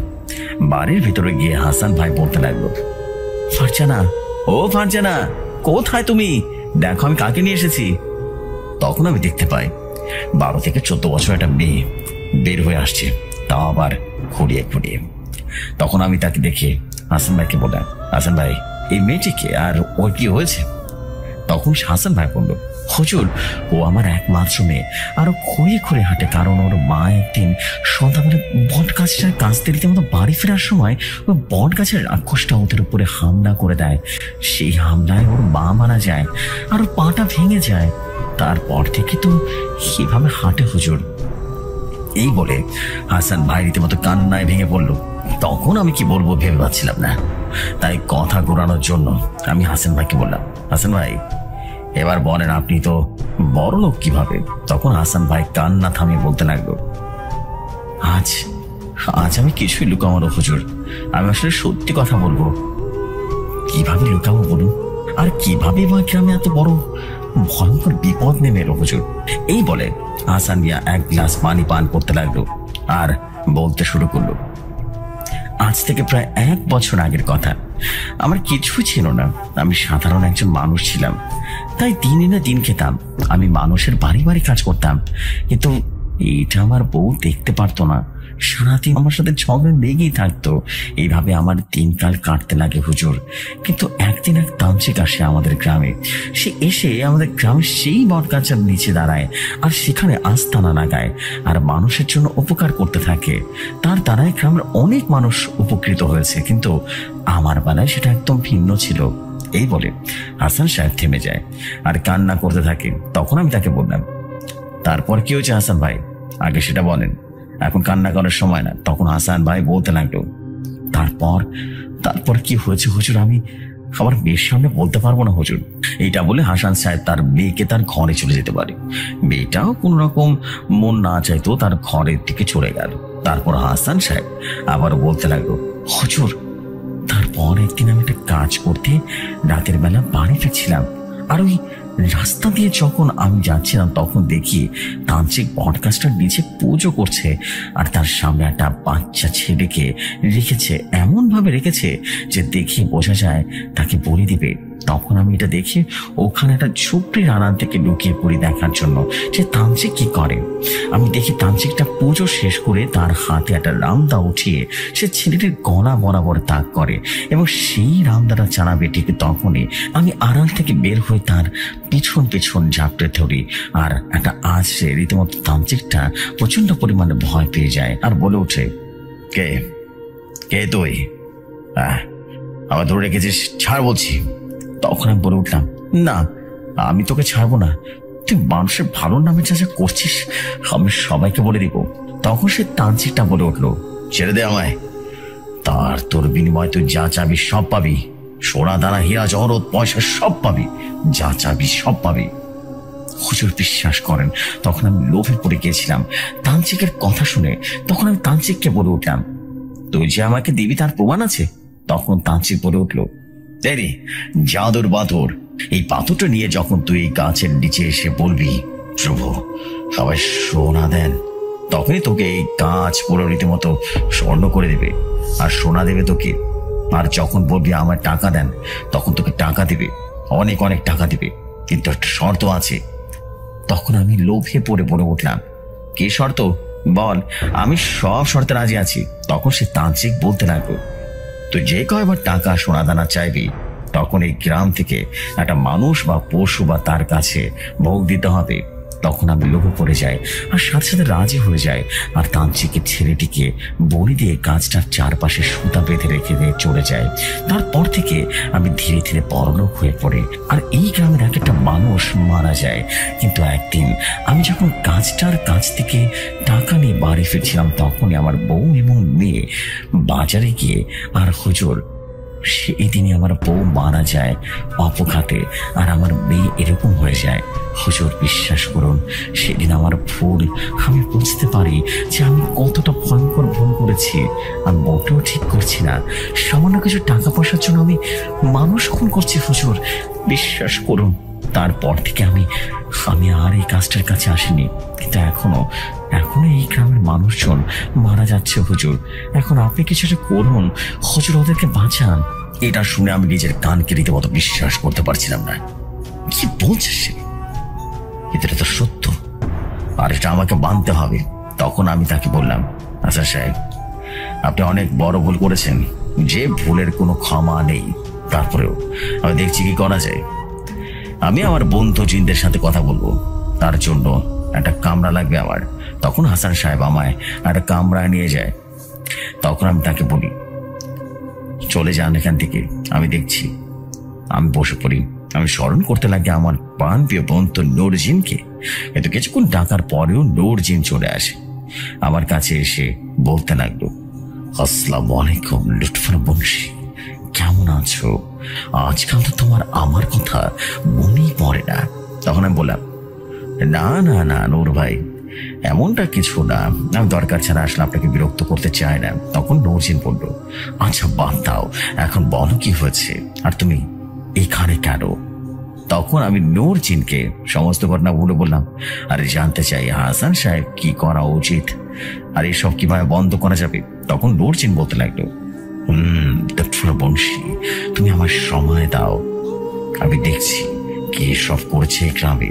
এই বলে নূরজিন আমার কাছ থেকে বিদায় নিয়ে চলে যায়, আর আমি ওখানে বসে বসে জিকির করতে থাকি আর ভাবতে থাকি মানুষ নিজ স্বার্থে কিভাবে কি করতে থাকে। এসব ভাবতে ভাবতে প্রায় 1 ঘন্টা কেটে যায়। তখনই হাজির হয় আমার সেই নূরজিন, আর নূরজিন এসে বলতে লাগে, লুৎফর বংশী, এখন কোনো চিন্তা নেই, আপনি সব শেষ করে দিয়েছি। কিন্তু তখন আমি বললাম, কিন্তু কি নূর ভাই বলুন না। তখন নূরজিন বলতে লাগলো, কিন্তু লুৎফর বংশী, এই হাসান নামক লোকটি তুমি এই গ্রাম থেকে জ্বলে যাওয়ার পর পুরোপুরি মারা যাবে, এটাই তার শাস্তি। আরেকটি কথা লুৎফর বংশী, তুমি যখন চলে যাবে এই গ্রাম থেকে, তখন গ্রামটাকে ভালো করে বন্দি করে যাবে, আর কোনো খারাপ পিশাচ জিন যেন না আসতে পারে এই গ্রামে। এই বলে নূরজিন চলে যায়, আর আমি বেরিয়ে পড়ি রুম থেকে। রুম থেকে বেরিয়ে দেখি ফজরের সময় হয়ে গেছে। তখন আমি হাসান সাহেবকে বলে উঠলাম, হাসান সাহেব চলুন আমরা আগে নামাজ পড়ে আসি। তখন হাসান সাহেবকে নিয়ে চলে যায় নামাজ পড়তে। নামাজ পড়া শেষ করে বলি, হাসান সাহেব আপনি গ্রামের সবাইকে ডেকে নিয়ে আসেন। তখন হাসান সাহেব দেরি না করে সবাইকে ডেকে নিয়ে আসেন। তখন গ্রামবাসীকে আমি বললাম, দেখেন আমি গ্রামের সবকিছু সমাধান করে দিয়েছি, আর তার চেয়ে বড় কথা হাসান ভাই এই গ্রামের জন্য নিজেকে বলে দিয়েছে, তার কারণে আজ থেকে এই গ্রাম সারা জীবনের জন্য নিরাপদ। এটা শুনে গ্রামের মানুষ বলা বলি করতে লাগলো, আহারে হাসান ভাই আমাদের জন্য বলে দিয়েছে, আহা হাসান ভাই কত ভালো মানুষ।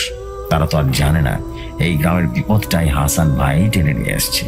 তা যাই হোক, গ্রামবাসীকে আমি বলে উঠলাম, দেখেন আমি যাওয়ার পরে হাসান ভাই মারা যাবে, আর আমি চাই যে আপনারা তার লাশটা ভালোভাবে দাফন করে দিবেন, আর একটি মেয়ে আছে তার, আপনারা তাকে দেখে রাখবেন, নিজের মেয়ের মতো করে আপনারা তাকে পালবেন।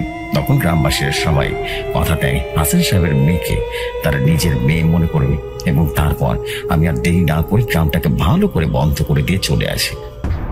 এরপরে 2 দিন পর জানতে পারলাম হাসান ভাই মারা গেছে, এবং তার লাশটাকেও খুব সহি সালামতেই দাফন করা হয়েছে। আর আমি 1 মাস পরে জানতে পারি যে গ্রামে আর কোনো সমস্যা হয় আর হবেও না। আসসালামু আলাইকুম জেফরি ভাই, আমি বলছিলাম আজকের ঘটনাটা কিন্তু অনেক বেশি ভয়ঙ্কর হবে না, কৃপি হবে।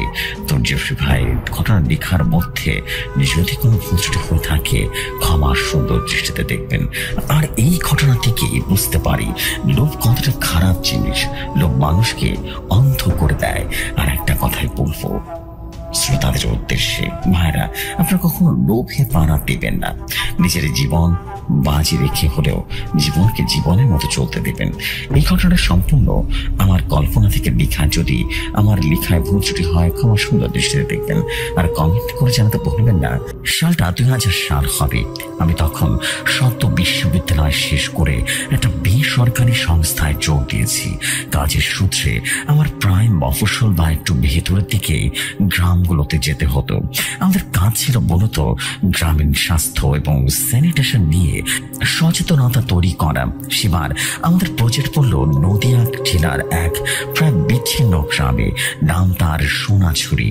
কলকাতা থেকে বেশ দূরের পথ ছিল।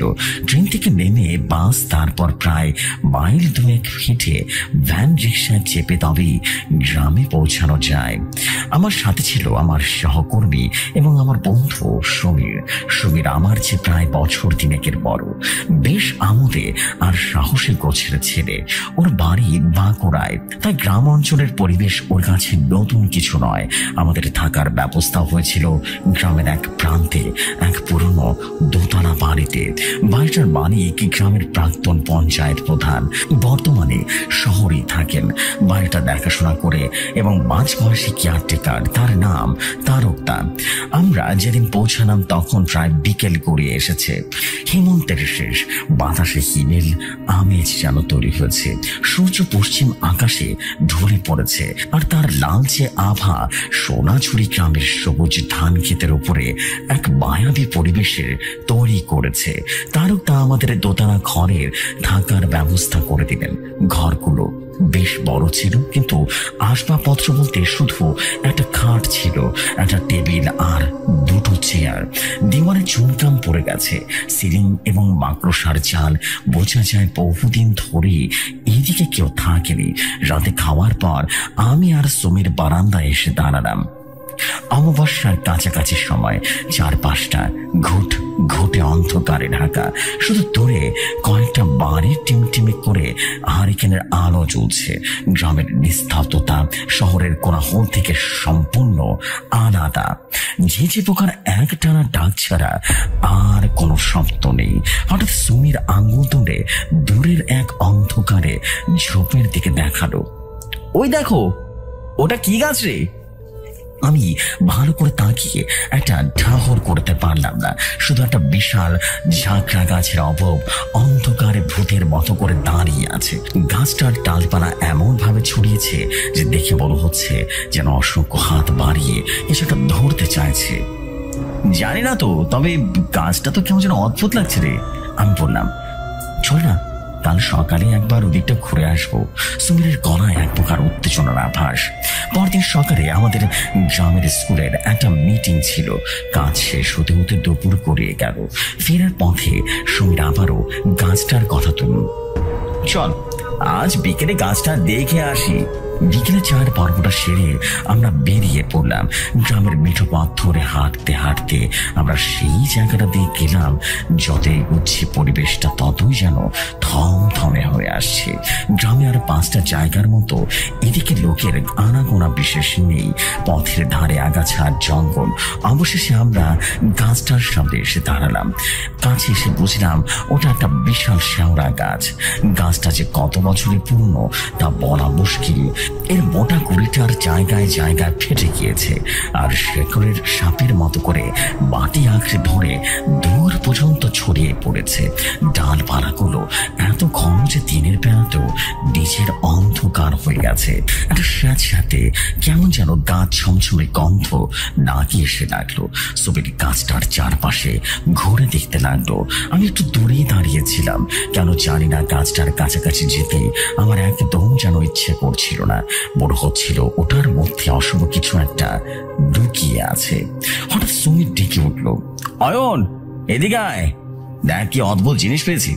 আমি ইতস্তত করে এগিয়ে গেলাম। সুমির গাছের গুড়ির একটা ফাটলের দিকে আঙ্গুল দেখিয়ে বলল, ভেতরটা দেখ, পুরো ভাবা, আর কি গন্ধ বেরোচ্ছে। আমি উঁকি মেরে দেখলাম সত্যি গুড়িটার ভেতরের একটা অংশ যেটা ফাঁপা একটা কোঠরের মতো, আর ভেতর থেকে তীব্র শুভ্র ঝাঁঝালো গন্ধ আসছে, অনেকটা মাংস পচা দুর্গন্ধ আর কর্পূরের গন্ধ মেশালে যেমন গন্ধ হয় ঠিক তেমনই আমার গা করে উঠলো। চল তো এখান থেকে, জায়গাটা না ভালো লাগছে না। আমি সুমিরকে তাড়া দিলাম। সুমির আমার দিকে তাকিয়ে হাসলো আর বলল, কিরে ভয় পেলি নাকি? এটা সামান্য একটা গাছ। ওর কথায় আমার পৌরুষে ডাকলো। বললাম, আরে না, এমনি বললাম আর কি।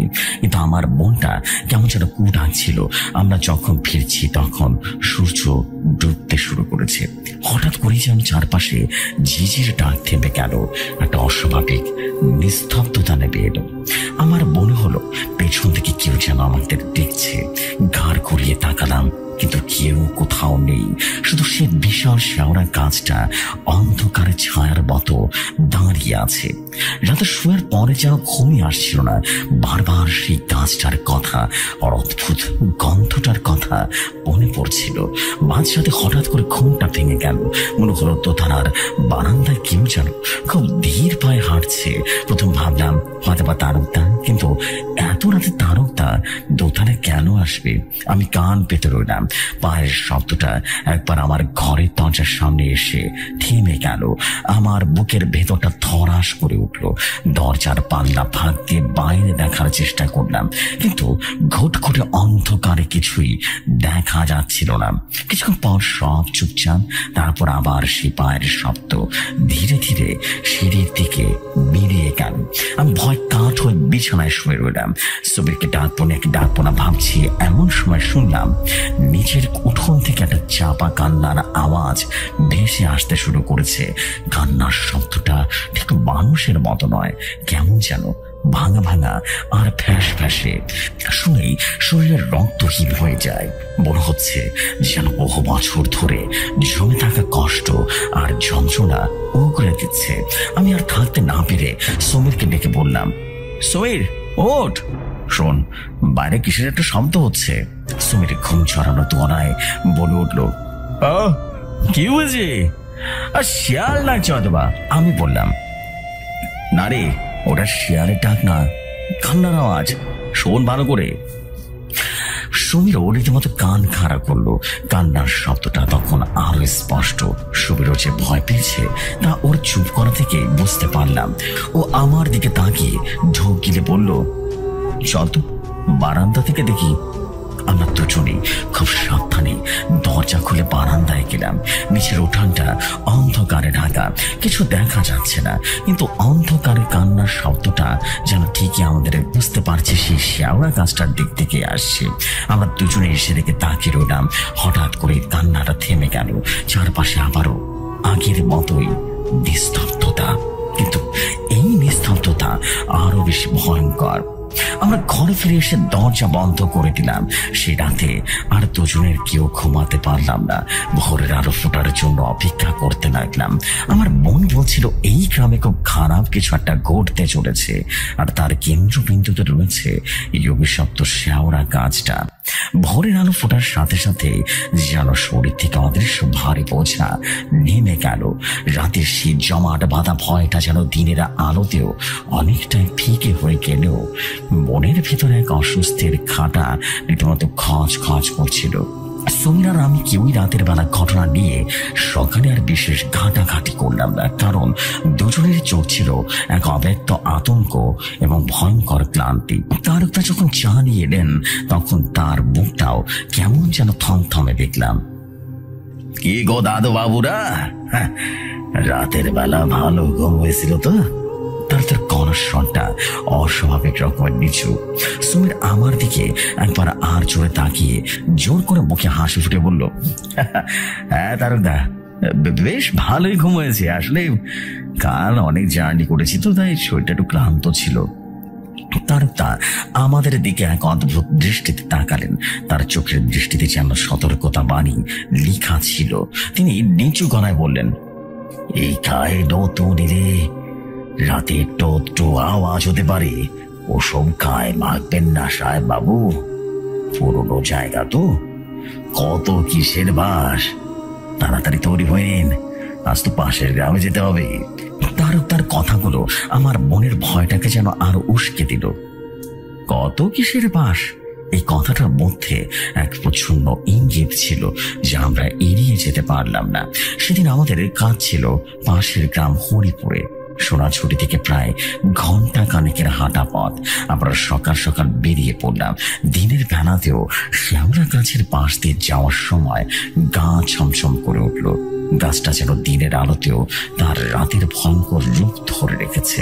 আমি আর সুমির কেউই সেদিকে না তাকিয়ে দ্রুত পায়ে জায়গাটা পার হয়ে গেলাম। হরিপুরের কাজ শেষ করে ফিরতে ফিরতে আমাদের বিকেল হয়ে গেল। ফেরার পথে সুমির হঠাৎ বুক খুলল। অয়ন, রাতের ব্যাপারটা তারকদাকে একবার জিজ্ঞেস করলে হয় না? আমি মাথা নেড়ে পড়লাম। আমারও তাই মনে হচ্ছে, লোকটাকে যারা জানে কিন্তু বলতে চাইছে না। আজ রাতে খাওয়ার পর সরাসরি জিজ্ঞেস করবো। আমরা যখন গ্রামে ঢুকছি তখন সূর্য পাটে বসেছে। আকাশে জোরে রীতিমতো সিঁদুরে মেঘ। বাকিরা সব বাসায় ফিরছে, কিন্তু এই শান্ত স্নিগ্ধ পরিবেশেও আমাদের মন শান্ত করতে পারছিলাম না।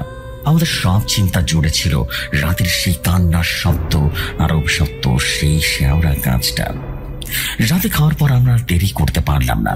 তারকদা যখন এঁটো বাসনপত্র গোছাতে এলেন তখন সুমির কথাটায় পড়ল। তারকদা, একটা কথা জিজ্ঞেস করবো। তারকদা আমার দিকে তাকালেন, তার চোখে সেই সতর্কতা বার্তার দৃষ্টি। বলো বাবু। কাল রাতে আমরা একটা কান্নার শব্দ পেয়েছিলাম, ঠিক ওই শ্যাওড়া গাছটার দিকে আসছিল। ব্যাপারটা কি বলুন তো? সুমি সরাসরি প্রশ্ন করল। আমাদের প্রশ্নটা শুনে তারকদার মুখের রং পাল্টে গেল। তিনি কয়েক মুহূর্ত চুপ করে রইলেন, তারপর একটা দীর্ঘশ্বাস ফেলে বললেন, আমি জানতাম তোমরা কিছুটা শুনেছ, এই জন্য বারণ করেছিলাম ওদিকটায় না যেতে। আমরা দুজনেই তারকদার দিকে ঝুঁকে বসলাম। বুঝলাম এবার আসল রহস্যটার কথা জানা যাবে। তারকদা বলতে শুরু করলেন, আজ থেকে অনেক বছর আগের কথা, এই গ্রামে রোমা বলে একটা মেয়ে ছিল। দেখতে ছিল সাক্ষাৎ লক্ষ্মী প্রতিমার মতো, আর স্বভাবটাও ছিল বড় মিষ্টি। গ্রামের সবাই ওকে খুব ভালোবাসত। ওই শেওড়া গাছটার পাশেই ছিল ওর বাড়ি। এতটুকু বলেই তারকদা থামলেন। ঢুকিলা আবারও বলতে শুরু করলেন, কিন্তু বেটার কপালের সুখ সইল না।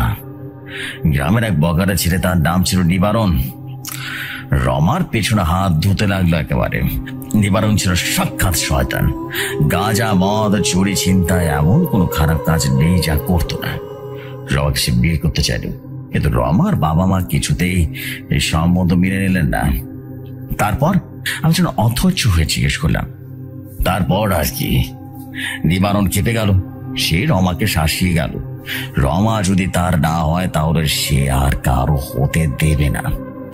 সবাই ভেবেছিল ওটা নিবারণের মুখের কথা, কিন্তু কেউ ভাবতেও পারেনি ও যে সাংঘাতিক এক কাণ্ড ঘটিয়ে দেবে। তার গলাটা ধরে এলো। তিনি আবারও বলতে শুরু করলেন, সেদিন ছিল এক অমাবস্যার রাত, ঠিক কালকের মতো। রমা রাতে ঘর থেকে বেরিয়েছিল পুকুর ঘাটে যাবে বলে, আর ফেরেনি। পরদিন সকালে শেওড়া গাছের সবচেয়ে উঁচু ডালটায় রমার ঝুলন্ত মৃতদেহ পাওয়া গেল। কথাটা শুনে আমাদের দুজনের গায়ে কাঁটা দিয়ে উঠলো। আমি আর সুবির একে অপরের দিকে তাকালাম। তারকদা বলে চললেন, পুলিশ এসেছিল। সবাই বলেছিল এটা নিবারণেরই কাজ, কিন্তু প্রমাণ ছিল না। নিবারণও গ্রাম থেকে উধাও হয়ে গিয়েছিল। কেউ বলে সে ভয় পালিয়েছে, কেউ বলে রমার আত্মা তাকে শেষ করে দিয়েছে। পুলিশ কিছুদিন খোঁজাখুঁজি করে কেসটা বন্ধ করে দেয়। সবাই ধরে নেয় রমা আত্মহত্যাই করেছে। কিন্তু আপনি বিশ্বাস করেন না ওটা আত্মহত্যা ছিল? সুমির রীতিমতো জিজ্ঞেস করলো। না বাবু, আমি বিশ্বাস করি না। তার চোখে জল এলো। রমা ওরকম মেয়ে ছিল না, ওকে খুন করা হয়েছিল। আর ওর আত্মাটা ওই গাছটায় আটকে গেছে। সেদিকে প্রতি অমাবস্যার রাতে ওই গাছটার তলা থেকে ওর কান্নার আওয়াজ শোনা যায়। ও যেন বিচার চায়, নিজের অপমানের বিচার, নিজের অপমৃত্যুর বিচার। তার কথাগুলো শুনে আমরা যেন স্তব্ধ হয়ে গেলাম। ঘরের ভেতরে পিন পড়লেও শব্দ শোনা যাবে এমন অবস্থা, রাত্রে নিস্তব্ধতা যেন আরো কয়েক গুণ ভারী হয়ে আমার উপরে চেপে বসলো। ঝিঝির ডাকটাও যেন কেমন যেন কানের সুরের মতো, একেবারে শোনালো সুখ সুরের মতো। সেই রাতে আমরা এক মুহূর্তের জন্য চোখের পাতা এক করতে পারলাম না। কান খারাপ হয়ে শুয়ে রইলাম, যদি আবারও সেই কান্নার শব্দ শোনা যায়। কিন্তু না, সেদিন আর কোনো শব্দ হলো না। কিন্তু ভয়টা আমাদের মন থেকে গেল না, বরং আরো জাগিয়ে বসলো। এখন আমরা জানি ওই কান্নার শব্দের পেছনে লুকিয়ে আছে মর্মান্তিক ইতিহাস। পরদিন সকালে ঘুম থেকে উঠে মনটা আরো খারাপ হয়ে গেল। আজ অমাবস্যার রাত, তার মানে আজ রাতে আবারও সে ভয়ঙ্কর ঘটনার পুনরাবৃত্তি হতে পারে। আমি সমীরকে বললাম, আজ রাতে যাই হোক না কেন আমরা ঘর থেকে বেরোবো না, তার কাল সকালে যা করার করব। সমীরও আমার কথা সায় দিল, কিন্তু ভাগ্য বোধহয় অন্য কিছু চেয়েছিল। দুপুরে খাওয়ার পর সমীর হঠাৎ বলল, আমার ক্যামেরাটা কাজ করছে না রে, কাল রাতে ছবি তোলার সময় হয়তো বা কিছু একটা হয়েছে, আমি একবার গাছটার ওদিকে করে আসি, দিনের বেলা তো কোনো ভয় নেই। আমি ওকে বারণ করলাম, আজ দিনটা ভালো না রে সমীর, যাস না ওদিকে। কিন্তু সমীর আমার কথা শুনলো না। ও বরাবরই একটু অ্যাংরি টাইপের, ক্যামেরাটা হাতে নিয়ে বলল, আরে কিচ্ছু হবে না, এই গেলাম আর এলাম, এত চিন্তা করিস কেন। সমীর রীতিমতো বেরিয়ে গেল। আমি বারান্দায় দাঁড়িয়ে ওর যাওয়ার পথে তাকিয়ে রইলাম। ও মেঠো পথ ধরে হেঁটে সে শেওড়ার গাছটার দিকে এগিয়ে গেল, তারপর গাছটার আড়ালে গিয়ে অদৃশ্য হয়ে গেল। ঘন্টা খানিক কেটে গেল, সমীর ফিরল না। আমার বুকের ভেতরটা ধক ধক করতে শুরু করলো। আরো আধ ঘন্টা কেটে গেল। এবার আমার ভয়টা যেন চরমে উঠলো। আমি আর স্থির থাকতে পারলাম না। তারকদাকে ডেকে বললাম, তারকদা, সমীর তো এখনো ফিরল না, ও তো ওই গাছটার দিকে গিয়েছিল। আমার কথা শুনে তার বুকটা ফ্যাকাশে হয়ে গেল। তিনি কাঁপা কাঁপা গলায় বললেন, সর্বনাশ, আজ অমাবস্যার দুপুর, এই সময়টা ভালো না বুঝলে, চলো গিয়ে দেখি। আমি আর তারকদা প্রায় দৌড়াতে দৌড়াতে সেদিকে ছুটলাম। আমার মনে অজানা আশঙ্কা কাঁপছিল। যত গাছটার কাছাকাছি এগোচ্ছি, সে পচা গন্ধটা যেন আরো তীব্র হচ্ছে। গাছটার নিচে পৌঁছে আমরা যা দেখলাম, তাতে আমাদের গায়ের তলার মাটি সরে যেতে লাগলো। সমীর মাটিতে পড়ে আছে, ওর শরীরটা বেঁকে আছে, চোখ ধরে যেন ছানা ভরার মতো রীতিমতো বেরিয়ে এসেছে, আর মুখ দিয়ে গ্যাসলা বেরোচ্ছে। ওর ক্যামেরার পাশে ভাঙা অবস্থায় পড়ে আছে। কিন্তু সবচেয়ে ভয়ঙ্কর দৃশ্যটা ছিল অন্য। সমীরের গলাটা, ওর গলার চারপাশে গভীর দাগ, যেন কেউ সরু দড়ি দিয়ে ওর গলাটা সজোরে পেঁচিয়ে ধরেছিল। আমি সমীর, এই বলে চিৎকার দিয়ে ছুটে গেলাম। আর ওর শরীরটা তখনও হালকা গরম, কিন্তু শ্বাস চলছে না। তারকদা ওর নাড়ি ধরে দেখে হতাশ হয়ে গেলেন আর মাথা নাড়লেন। আমরা মাথাটা ঘোরাতে শুরু করলো। আমি বিশ্বাস করতে পারছিলাম না, কয়েক ঘন্টা আগেও যে মানুষটা আমার সাথে কথা বলছিল সে এখন আর নেই। আমার চোখে যেন ওরা গাছটার দিকে চলে গেল। বড় বড় গাছটার ডালপালাগুলো যেন আরো অন্ধকার, আরো ঘন হয়ে উঠেছে। সেই ভাবা ঘুড়ির ভেতর থেকে যেন দুটো জঞ্জলের চোখ আমার দিকে তাকিয়ে তাকিয়ে হাসছে। একটা শীতল স্রোত আমার শির তারা দিয়ে বয়ে গেল। আমি বুঝতে পারলাম আমরা এক ভয়ঙ্কর অশুভ শক্তির পাল্লায় পড়েছি। রমার অতিরিক্ত আত্মা শুধু রাতে নয়, তিনিও তার শিকার খোঁজে। আর আজ এই অমাবস্যার দুপুরে সে তার নতুন শিকার খুঁজে পেয়েছে। সূর্য তখন পশ্চিম দিকে ঢলে পড়েছে। চারপাশ জুড়ে এক ভয়ঙ্কর নিস্তব্ধতা। আমার মনে হলো এই নিস্তব্ধতা ভেদ করে যে কোনো মুহূর্তেই আবার সে হাড় হিম করা কান্নার শব্দ ভেসে আসবে। কিন্তু এবার আর কান্না নয়, অথবা ভেসে আসবে এক পৈশাচিক উল্লাসের হাসি। সমীর নিথর দেহের দিকে তাকিয়ে আমার পৃথিবীটা কেমন যেন মুহূর্তে স্তব্ধ হয়ে গেল। আমার কান ভঁ ভঁ করছিল, চারদিকে জগৎটা দুলছিল। তার আর্তনাদ আর গ্রামের লোকজন ছুটে আসার কোলাহল আমার কানে ঢুকছিল, কিন্তু মস্তিষ্ক কিছুই প্রক্রিয়াজাত করতে পারছিল না। আমার চোখের সামনে শুধু ভাসছিল সমীরের বিস্ফারিত চোখ আর গলার সেই বিভৎস কালো দাগটা। একটা তীব্র অপরাধ বোধ আমার ভেতরটাকে কুড়ে কুড়ে খাচ্ছিল। আমি যদি জোর করে আটকাতাম, যদি ওর 1 কিলোমিটার কাছে হার না মানতাম, গ্রামের লোকজন সাহায্যে সুমিরের দেহটা আমাদের থাকার সে অভিশপ্ত বাড়ির দিকে নিয়ে আসা হলো। খবর গেল থানায়, খবর গেল আমাদের অফিসে। কলকাতা থেকে সুমিরের বাড়ির লোকে খবর দেওয়া হলো। পুরো প্রক্রিয়াটা আমার কাছে একটা দুঃস্বপ্নের মতো মনে হচ্ছিল। আমি যেন একটা ঘোরের মধ্যে ছিলাম, যন্ত্রের মতো সবার নির্দেশ পালন করে যাচ্ছিলাম। পুলিশ এলো, হাজারটা প্রশ্ন করলো। আমি একেবারে যেন বিবর্ণ মুখে যা যা ঘটেছিল সব পড়লাম। শেওড়া গাছের কথা, রমার গল্পের কথা, রাতে কান্নার সে শব্দের কথা। তাদের কাছে আমার কথাগুলো ছিল একটা ভয় পাওয়া, অপ্রাকৃতস্থ যুবকের পোড়া বা পাগলামি। তারা সুমিরের ভাঙা ক্যামেরাটা এভিডেন্স হিসেবে নিয়ে গেল। তাদের যুক্তি ছিল হয়তোবা কোনো দুষ্কৃতির সাথে ধস্তাধস্তি হয়েছে, আর সেই কারণে এমন ঘটনা ঘটেছে। কিন্তু আমি জানতাম সত্যিটা এর চেয়ে অনেক বেশি ভয়াবহ। কোনো মানুষ নয়, এক অতৃপ্ত প্রতিহিংসাপরণ আত্মা আমার বন্ধুকে ঘিরে নিয়েছে। রাত নামলো, অমাবস্যার রাত। সে রাতকে ঘিরে ছিল আমার সমস্ত আতঙ্ক। সেই রাতটাকে আমার একা রাতে কাটাতে হবে সুমিরের নিথর দেহের সাথে এক বাড়িতে। গ্রামে কেউ ভয় এই বাড়ির চোরকাট বাড়াতে রাজি নয়। শুধু তারও তা আমার পাশে থাকার জন্য রয়ে গেলেন, কিন্তু তার নিজের মুখেও এক প্রকার ভয় ছিল। সময় যেন আর কার ছিল না। ঘরের এক কোণে চাদরে ঢাকা সুমিরের দেহটা পড়ে আছে। আমি চেয়ারে বসে সেই দিকে তাকিয়েছিলাম। ঘরের ভেতরে শুধু একটা হারিকেন জ্বলছে, আর কাঁপা কাঁপা আলোয় দিওয়ানের ছায়াগুলো জীবন্ত হয়ে নাচছিল। আমার মনে হচ্ছিল ছায়াগুলোর মধ্যে কেউ যেন লুকিয়ে আছে। প্রতিটা মুহূর্তে মনে হচ্ছিল এই বুঝি সুমিরের উপরে ঢাকা চাদরটা নড়ে উঠবে, এই বুঝি ও উঠে বসে আমার দিকে ছানা বড়া দৃষ্টিতে তাকাবে। মাঝরাত পেরিয়ে গেল, বাইরে নিশুতি রাতের নিস্তব্ধতা। সেই ঝিঝি পোকার ডাকও কেন যেন শোনা যাচ্ছে না। হঠাৎ সেই শব্দটা আবারও শুরু হলো, সেই কান্নার আওয়াজ। কিন্তু আজ সেই শব্দটা সীমাবদ্ধ নেই, কান্নার সাথে মিশে আছে একটা ক্রোড় পৈশাচিক হাসির আওয়াজ।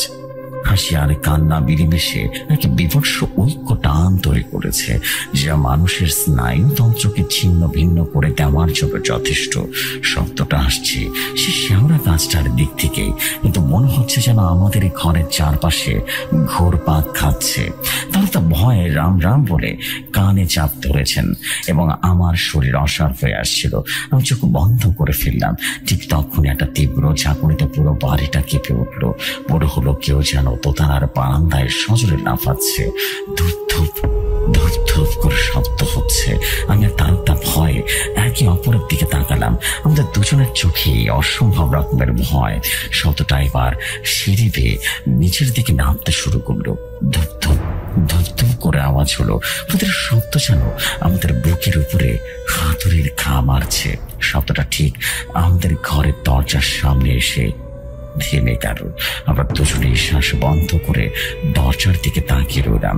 দরজার কপাট খটখটে আঁচড়ানোর শব্দ হলো, যেন কোনো ধারালো লোক দিয়ে কেউ দরজাটা খোলার চেষ্টা করছে। তারপর একটা ফ্যাঁস ফ্যাঁসে বিকৃত নারী কণ্ঠ দরজার ওপারে ভেসে এলো, খোল, দরজাটা খোল, ও একা কেন থাকবে, তুইও আয় আমার সাথে। আমার শির দ্বারা দিয়ে একটা বড় শীতল স্রোত বয়ে গেল। এ তো রমার গলা, কিন্তু এরকম ভয়ঙ্কর কেমন যেন প্রতিহিংসা পরম তার স্বর। হঠাৎ করে আজ যেন শব্দটা থেমে গেল। আমি ভাবলাম হয়তো চলে গেছে, কিন্তু মুহূর্তে ঘরের কোণে রাখা সুমিরের দেহের উপরে থাকা চাদরটা ধীরে ধীরে নড়তে শুরু করলো। আমার হৃৎপিণ্ড যেন গলার কাছে উঠে এলো। তারকটা ভয় চিৎকার করে জ্ঞান হারিয়ে ফেললেন। আমি দেখলাম চাদরটা ধীরে ধীরে সরে যাচ্ছে, কিন্তু নিচে সুমিরের দেহটা নেই। সেখানে শুয়ে আছে এক নারী মূর্তি, পরনে লাল শাড়ি, সারা শরীর চনবিছা, চুল লুলানিত মতো সাপের মতো মুখের উপরে ছড়িয়ে আছে, আর মুখটা পচে পড়ে বিভৎস হয়ে আছে। চোখ দুটো কোঠর থেকে বেরিয়ে আসছে, আর সেই চোখ দিয়ে রক্ত গড়াচ্ছে। সে ধীরে ধীরে উঠে বসলো। তার পচা গলা মুখটা আমার দিকে ঘুরালো আর ঠোঁটের কোণে ফুটে উঠল এক নারকীয় বিভৎস হাসি। আমি আর সহ্য করতে পারলাম না, আমার মস্তিষ্ক আর কাজ করলো না। আমি এক আর্তনাদ করে জ্ঞান হারালাম। যখন আমার জ্ঞান ফিরল তখন ভোরের আলো ফুটেছে। আমি নিজেকে আবিষ্কার করলাম গ্রামের স্কুলের বারান্দায়। কয়েকজন গ্রামবাসী আমাকে ঘিরে দাঁড়িয়ে আছে। তারা জানালো সকালে তার জ্ঞান ফিরলে তিনি চিৎকার করে লোকজন ডাকেন। তারা এসে আমাকে ঘরের একটা কোণে অজ্ঞান অবস্থায় খুঁজে পায়। আর সমীরের দেহটা ঠিক আগের মতোই চাদরে ঢাকা ছিল। সেই রাতের ঘটনার পর আর তার কোনো চিহ্ন সেখানে ছিল না। পুলিশ পোস্টমর্টম করতে রিপোর্ট নিয়ে গেল এবং রিপোর্টে লেখা মৃত্যুর কারণ অ্যাসফিক্সিয়া বা শ্বাসরোধ। গলায় গভীর দাগ পাওয়া গেছে, যা সরু দড়ি বা জাতীয় কিছুটা দিয়ে তৈরি হতে পারে। পুলিশ এটাকে খুনের মামলা হিসেবে তৈরি করলো। প্রধান সন্দেহভাজন করা হলো সে উধাও হয়ে যাওয়া নিবারণকে। তাদের ধারণা নিবারণই হয়তো এতদিন পর গ্রামে ফিরে এসেছিল এবং সমীর তাকে দেখে ফেলায় সে তাকে খুন করে আবারও পালিয়েছে। আমার রাতের অভিজ্ঞতার কথা কেউই যেন বিশ্বাস করলো না। সবাই বলল আমি বন্ধু হারানোর সুখে পাগল হয়ে গেছি। কয়েকদিন পর আমাকে কলকাতা ফিরে যাওয়ার অনুমতি দেওয়া হলো। আমি সেদিন গ্রাম ছাড়ছিলাম। সেদিন প্রথমবারের মতো ওই বাড়িটার দিকে তাকালাম। একটা শূন্য পরিত্যক্ত বাড়ি, কিন্তু আমি জানি ওর দেওয়ালের সেই বাতাসে মিশে আছে অতৃপ্ত আত্মার দীর্ঘশ্বাস আর তীব্র ঘৃণা। ফিরে আসার পথে সেই ভ্যান রিক্সা থেকে শেওড়া গাছটার দিকে তাকালাম। দিনের বেলাতেও গাছটাকে দেখে শরীর হিম হয়ে গেল। মনে হলো গাছটার সবচেয়ে উঁচু ডালে লাল শাড়ি পরা আবছাটা আপু দুলছে আর আমার দিকে তাকিয়ে খিনখিন করে হাসছে। আমি চোখ ফিরিয়ে দিলাম। অনেক বছর কেটে গেছে। আমি সেই চাকরিটা ছেড়ে দিয়েছি। সোনাঝুরি গ্রাম নাম শুনলেও আজও গায়ে কাঁটা দিয়ে উঠে। আমি আর কখনো ওদিকে যাইনি, কিন্তু সেই অমাবস্যার রাতটা আমার জীবন থেকে মুছে যায়নি। আজও মাঝে মাঝে ঘুমের মধ্যে সেই পৈশাচিক হাসি, ফ্যাসফ্যাসে গলার ডাক শুনতে পাই। তুই আয়, আমার সাথে আয়। আমি জানি রমার আত্মা শান্ত হয়নি। সে শুধু নিবারণের উপর প্রতিশোধ দিতে চায় না। তার ঘৃণা, তার যন্ত্রণা এতটাই তীব্র যে এখন আর শিকারীর মধ্যে তফাৎ করতে পারে না। তার কাছে সবাই সমান। যে তার একাকিত্বের বিঘ্ন ঘটাবে তাকে সে শেষ করে দেবে। মাঝে মাঝে আমার মনে হয় সেদিন রাতে আমি যা দেখেছিলাম তাকে শুধু আমার মনের বিভ্রম ছিল, নাকি রমার আত্মা সত্যি চেয়েছিল আমি যেন তার কষ্টটা বুঝি, তার যন্ত্রণাটা অনুভব করতে পারি। সে কি আমাকে ভয় দেখাতে চেয়েছিল, নাকি তার অতৃপ্ত আত্মার কথা জানাতে চেয়েছিল? হয়তো সে চায় কেউ তার হয়ে সত্যিটা তুলে ধরুক, হয়তোবা সে আমাকেও তার সঙ্গী হিসেবে বেছে নিয়েছিল। হয়তো সেদিন কোনো দৈবক্রমে আমি বেঁচে গিয়েছিলাম, কিন্তু আমি জানি সে আমার পিছু ছাড়েনি। সে অপেক্ষা করছে কোনো এক দুর্বল মুহূর্তের, কোনো এক অন্ধকার রাতের, যেখানে সে আবারও ফিরে আসবে। জেফরি ভাই, এটাই ছিল আমার গল্প। যদি গল্পটি ভালো লাগে তাহলে পড়ে শোনাবেন। আমি অরুণাভ চৌধুরী। আসসালামু আলাইকুম।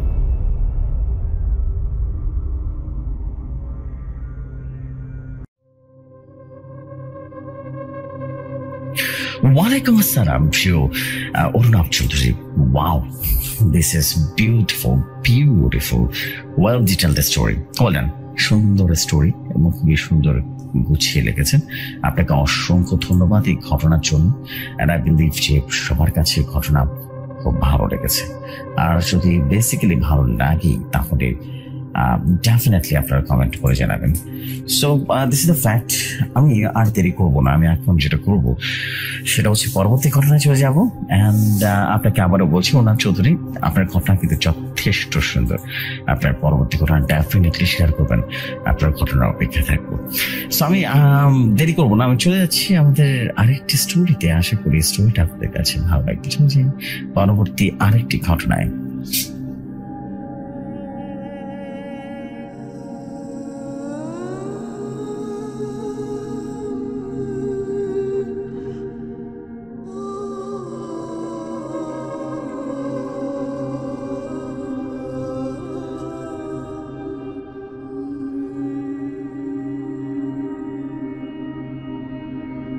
ঘটনাটা আমার কাছে যেভাবে এসেছে আমি সেভাবেই পড়ছি। আদাব জিপসি ভাই, আমার নাম প্রশান্ত। আশা করি আপনি ভালো আছেন। আমিও ভালো আছি। ঘটনা যাওয়ার আগে কিছু কথা বলিনি, গল্পের ভেতরে কারো নাম দিইনি। আপনি নাম বসিয়ে দিবেন, আমি ঘটনায় চলে গেলাম। আমিও আমার 6 বন্ধু মিলে কীর্তন শুনতে গিয়েছিলাম জঙ্গিপাড়া। কীর্তন শুনতে শুনতে অনেক রাত হয়ে গেছে। তখন রাত 12টা বাজে। আমাদের 6 বন্ধুর মধ্যে 3 বন্ধুর বাড়ি যাওয়ার জন্য জেদ করছিল, তাই 3 জন বন্ধুকে পাঠিয়ে দিলাম আর তাদেরকে বললাম আমরা দেরি করে যাব। তারপর আমরা 3 বন্ধু মিলে কিছুক্ষণ কীর্তন খেলা শোনার পর একটু ঘোরাফেরা করলাম, তারপর বাড়ির থেকে রওনা দিলাম। তখন রাত 2টো বাজে। কীর্তন বাড়ি থেকে আমাদের বাড়ির রাস্তা 2 ঘন্টার মতো সময় লাগে। 3 বন্ধু মিলে হাঁটতে হাঁটতে বাড়ির দিকে রওনা দিলাম। কিছু দূর যাওয়ার পরে আগের 3 বন্ধুর মধ্যে এক বন্ধু আমাকে ফোন দিলে এবং জিজ্ঞেস করলো আমি কখন বাড়িতে ফিরবো। আমি তখন আমার বন্ধুকে বললাম যে আমরা শ্মশান ঘাটের কাছাকাছি এসেছি এবং আরো 20 মিনিটের সময় লাগবে বাড়িতে পৌঁছাতে। আমি যখন শ্মশানের কাছাকাছি এলাম এবং শ্মশানের সামনে যখন দাঁড়ালাম, হঠাৎ কারা যেন কাদাতে ঢিম ছুটতে লাগলো। তখন আমরা 3 বন্ধু অবাক হয়ে গেলাম। আমরা ভাবছিলাম কারা ঢিম ছুটছে। হঠাৎ করে তখন চেনা এক চিৎকার শুনতে পেলাম। চিৎকারটা ছিল এমন যে বাঁচাও বাঁচাও আমাদেরকে। আমরা সেটা শুনে ঘাবড়ে গেলাম। আমরা 3 বন্ধুর মধ্যে এক বন্ধু বলল যে কারা চিৎকার করলো, চলো গিয়ে দেখি। তারপর আমরা শ্মশানের ভেতরে গিয়ে চারদিকে দেখতে লাগলাম। হঠাৎ আমার এক বন্ধু বলল শ্মশানের মাঝখানে কারা যেন শুয়ে আছে। আমরা তাদের দিকে এগিয়ে গেলাম, গিয়ে দেখি আমাদের 3 বন্ধুর বাড়ি যাওয়ার কথা ছিল, তারা এই শ্মশানের মাঝখানে শুয়ে আছে। হঠাৎ আমার বন্ধু বলল যে ওরা তো আগেই বাড়ি ফিরে গিয়েছে, তাহলে এরা কারা। তারপর আরেক বন্ধু বলল যে ও তো ঠিক বলেছে। সেই কথা আমি ভেবে আমাদের 3 বন্ধুদের মধ্যে শরীরটা যেন কেঁপে উঠলো। কিছুক্ষণ পর আমি ভয় কাটে বললাম দেখা যাক এরা কি সত্যি ওরা নাকি আমাদের বন্ধু হয়। তাই তারা আমাকে বলল এখন কি করবে।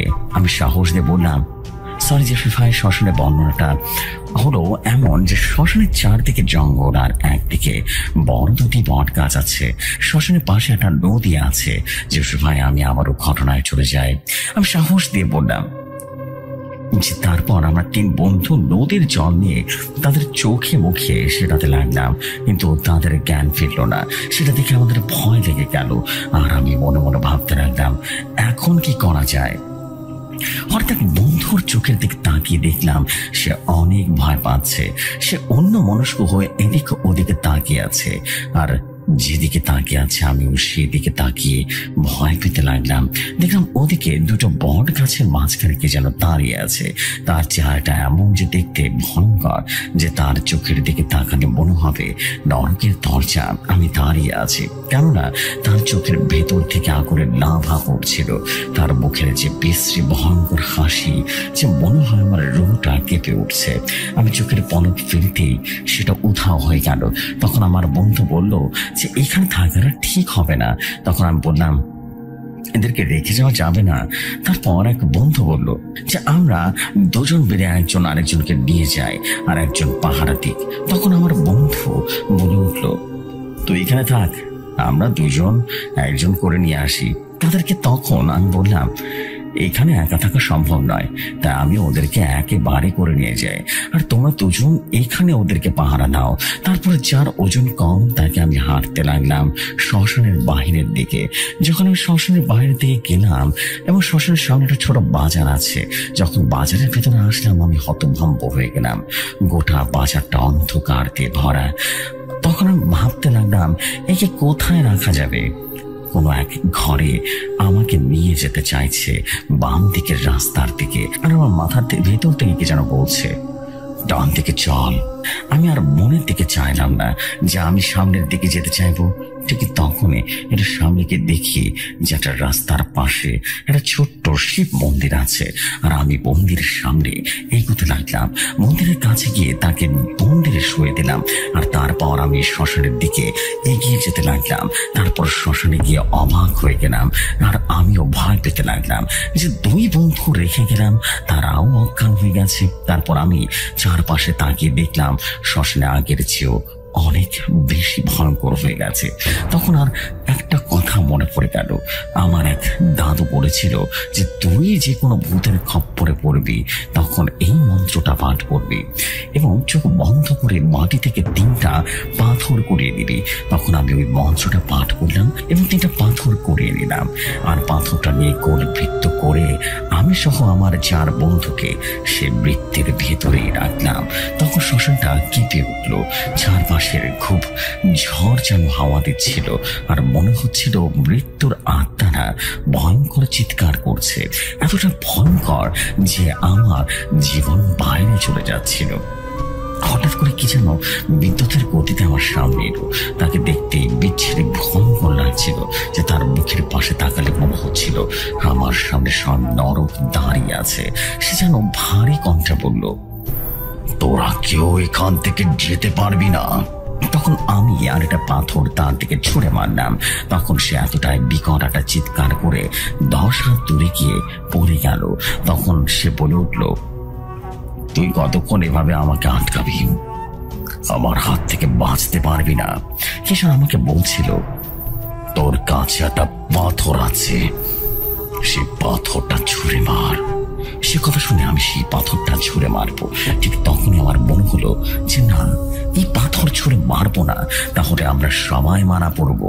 তখন আমি থেমে গেলাম আর ফোন বার করে দেখলাম যে তখন রাত 4:40 বাজে। আমি মনে মনে পড়ছি আর কিছুক্ষণের মধ্যেই তো ভোরের আজান দেবে।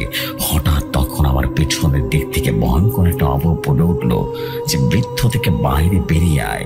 আমি তোর মুখের দিকে তাকিয়ে ভয় পেয়ে বেহুশ হয়ে গেলাম।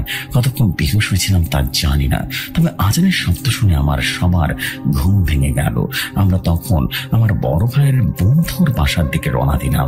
শ্মশান থেকে তার বাড়ি 5 মিনিটের মতো সময় লাগে। তার বাড়ির সামনে গিয়ে ডাক দিলাম, বড় ভাই। সে দরজাটা খুলে দিতে বলল যে তোরা কালকে রাতে বাড়ি যাসনি? আমি বললাম না। তারপর বড় ভাই রুমে গিয়ে শুয়ে পড়লাম আর সবাই ঘুমিয়ে পড়লাম। হঠাৎ বড় ভাইয়ের কণ্ঠস্বর শুনে আমি একাই ঘুম থেকে উঠলাম। আমি ঘুম থেকে উঠে ফ্রেশ হতে গেলাম। তখন আমার এক বন্ধুর চিৎকার শুনে ঘরের দিকে ছুটে গেলাম। গিয়ে দেখি তারা ঘুম থেকে উঠে পড়েছে এবং তাদের সে বড় ভাইও আছে এবং তাদেরকে জিজ্ঞেস করছে যে কেন চিৎকার করলি? তখন সে বলল, একটা ভয়ঙ্কর স্বপ্ন দেখেছি। সেই কথাটা বড় ভাইয়ের মা শুনতে পেল এবং বলল যে শ্মশানের ওদিকে দিয়ে এসেছিস, তাই হয়তো বা খারাপ স্বপ্ন দেখেছিস। তখন বড় ভাইয়ের মা কোথা থেকে যেন জল পড়া নিয়ে এলো এবং সবাইকে জল পড়া দিল। তারা সবাই খেলো, আমি খাইনি। হঠাৎ তখন আমাদের ঘুম পাচ্ছে। তখন আমরা সবাই রীতিমতো বেহুশ হয়ে গেলাম। আমি ঘুমের মধ্যে একটা স্বপ্ন দেখলাম। আমাকে কে যেন বলছে, আজকের পাথরের জন্য বেঁচে গেলি, এবং ঘুম ভেঙে গেল। তখন আমরা সবাই অবাক হয়ে গেলাম যে আমরা তো শ্মশানের মাঝখানে শুয়ে আছি। আমরা সবাই অশান্ত থেকে দূরে বাইরে চলে আসলাম। তারপর আমার যে বন্ধু মন্দিরের ভিতরে রেখেছি সেই বন্ধুর কাছে গেলাম এবং তার জ্ঞান ফেরালাম। সবাই বাসায় এলাম এবং সবাই বিকেলবেলা একসাথে হলাম। তারপর আমার দাদুর কাছে চলে গেলাম। তখন দাদুকে সমস্ত ঘটনা করে বললাম। সেগুলো শুনে দাদু আমার 5 বন্ধুর জল্পনা দিল আর আমাকে বলল, তোর কাছে যেটা পাথর আছে সে পাথরটা আমাকে দে। আমি পাথরটা দাদুকে দিলাম। দাদু আমাকে একটা তাবিজ দিল আর বললো যে আর কোনো সমস্যা হবে না, তোরা সবাই বাড়িতে চলে যায়। আমরা সবাই বাড়িতে চলে এলাম। তারপর আর আমাদের সাথে সমস্যা হয়নি। ঘটনা যদি সিলেক্টেড হয় জেফরি ভাই অবশ্যই শেয়ার করে দিবেন এবং জানাবেন কততম এপিসোডে শেয়ার করবেন। ভালো থাকবেন জেফরি ভাই। এবং আমি প্রশান্ত দেব বলছিলাম, এটা একটা বাস্তব ঘটনা ছিল। Thank you. You so much Prashant Dev ভাই আপনার স্টোরির জন্য। অ্যান্ড আশা করছি আপনার স্টোরি সবার কাছেই ভালো লেগেছে। স্টোরি বেশ সুন্দর ছিল, বলবো মোবাইল ইটস গুড স্টোরি। এবং আপনাকে অনেক অনেক অভিবাদন, আপনার স্টোরি শেয়ার হয়ে গেল। আপনার পরবর্তী ঘটনাও ইনশাল্লাহ শেয়ার হয়ে যাবে। আপনি ঘটনা যত তাড়াতাড়ি পারেন শেয়ার করবেন।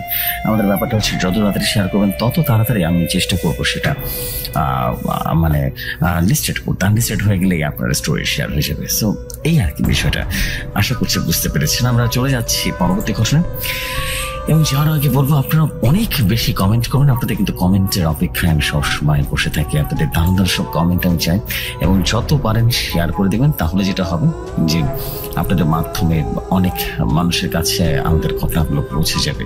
আমি চাই যে প্রতি রাতেই মানুষ মানে যেহেতু আমাদের এখন 2 লক্ষ সাবস্ক্রাইবার, আমি চাই যে প্রতি রাতে মানুষ মিনিমাম 5 থেকে 6 হাজার মানুষ একসাথে পুরো ভিউ করুক। সো এটা দেখতে চাই। সো আপনাদের জন্য এই জন্য বলবো যে আপনারা যতটা পারবেন শেয়ার করে দেবেন। এতে করে যেটা হবে যে আমরা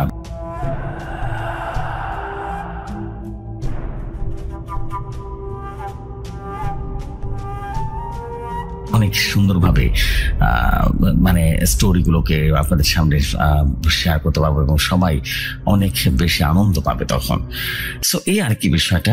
আর দেরি করবো না, আমি চলে যাচ্ছি পরবর্তী ঘটনা। আশা করছি পরবর্তী ঘটনা আপনাদের কাছে অনেক ভালো লাগছে। যে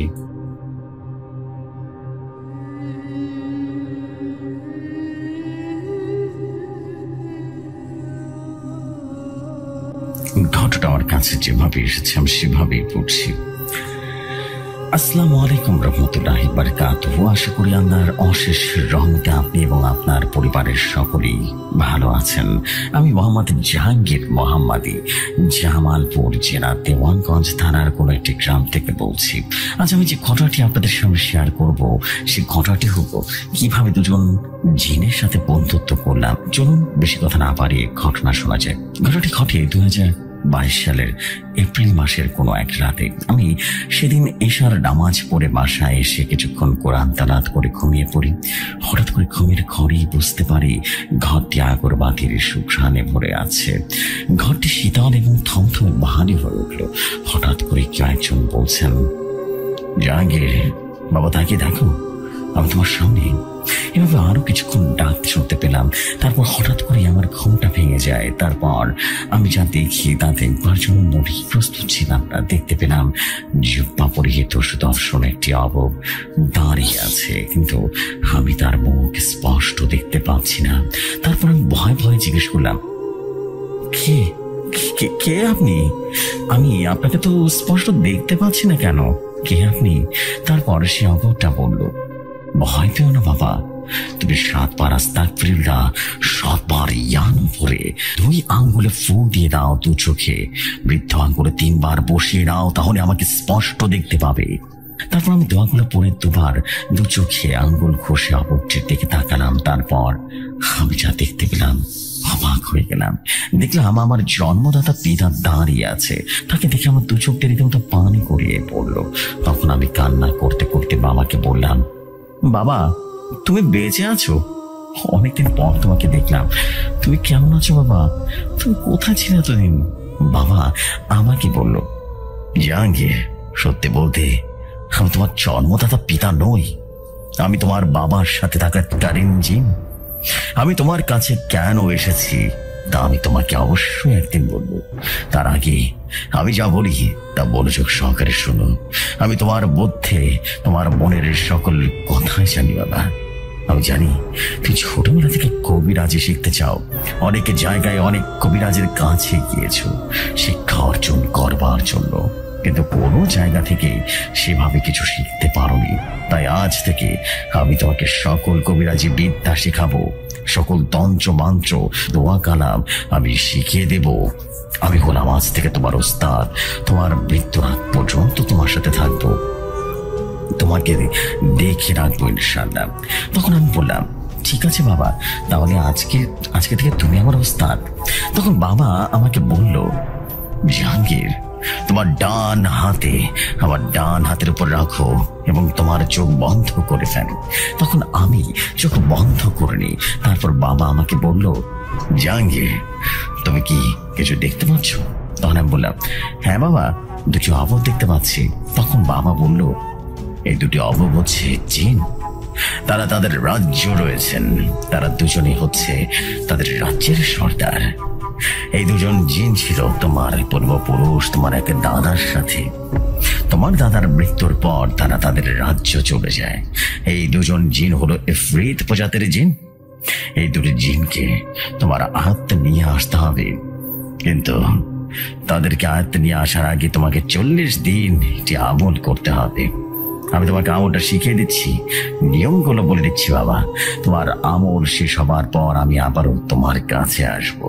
যে আমলটার বিষয়টি গোপন করে রাখা হলো, কিন্তু আমল চলাকালীন যা যা ঘটেছে অবশ্যই আপনাদেরকে বলছি, শুনতে থাকুন।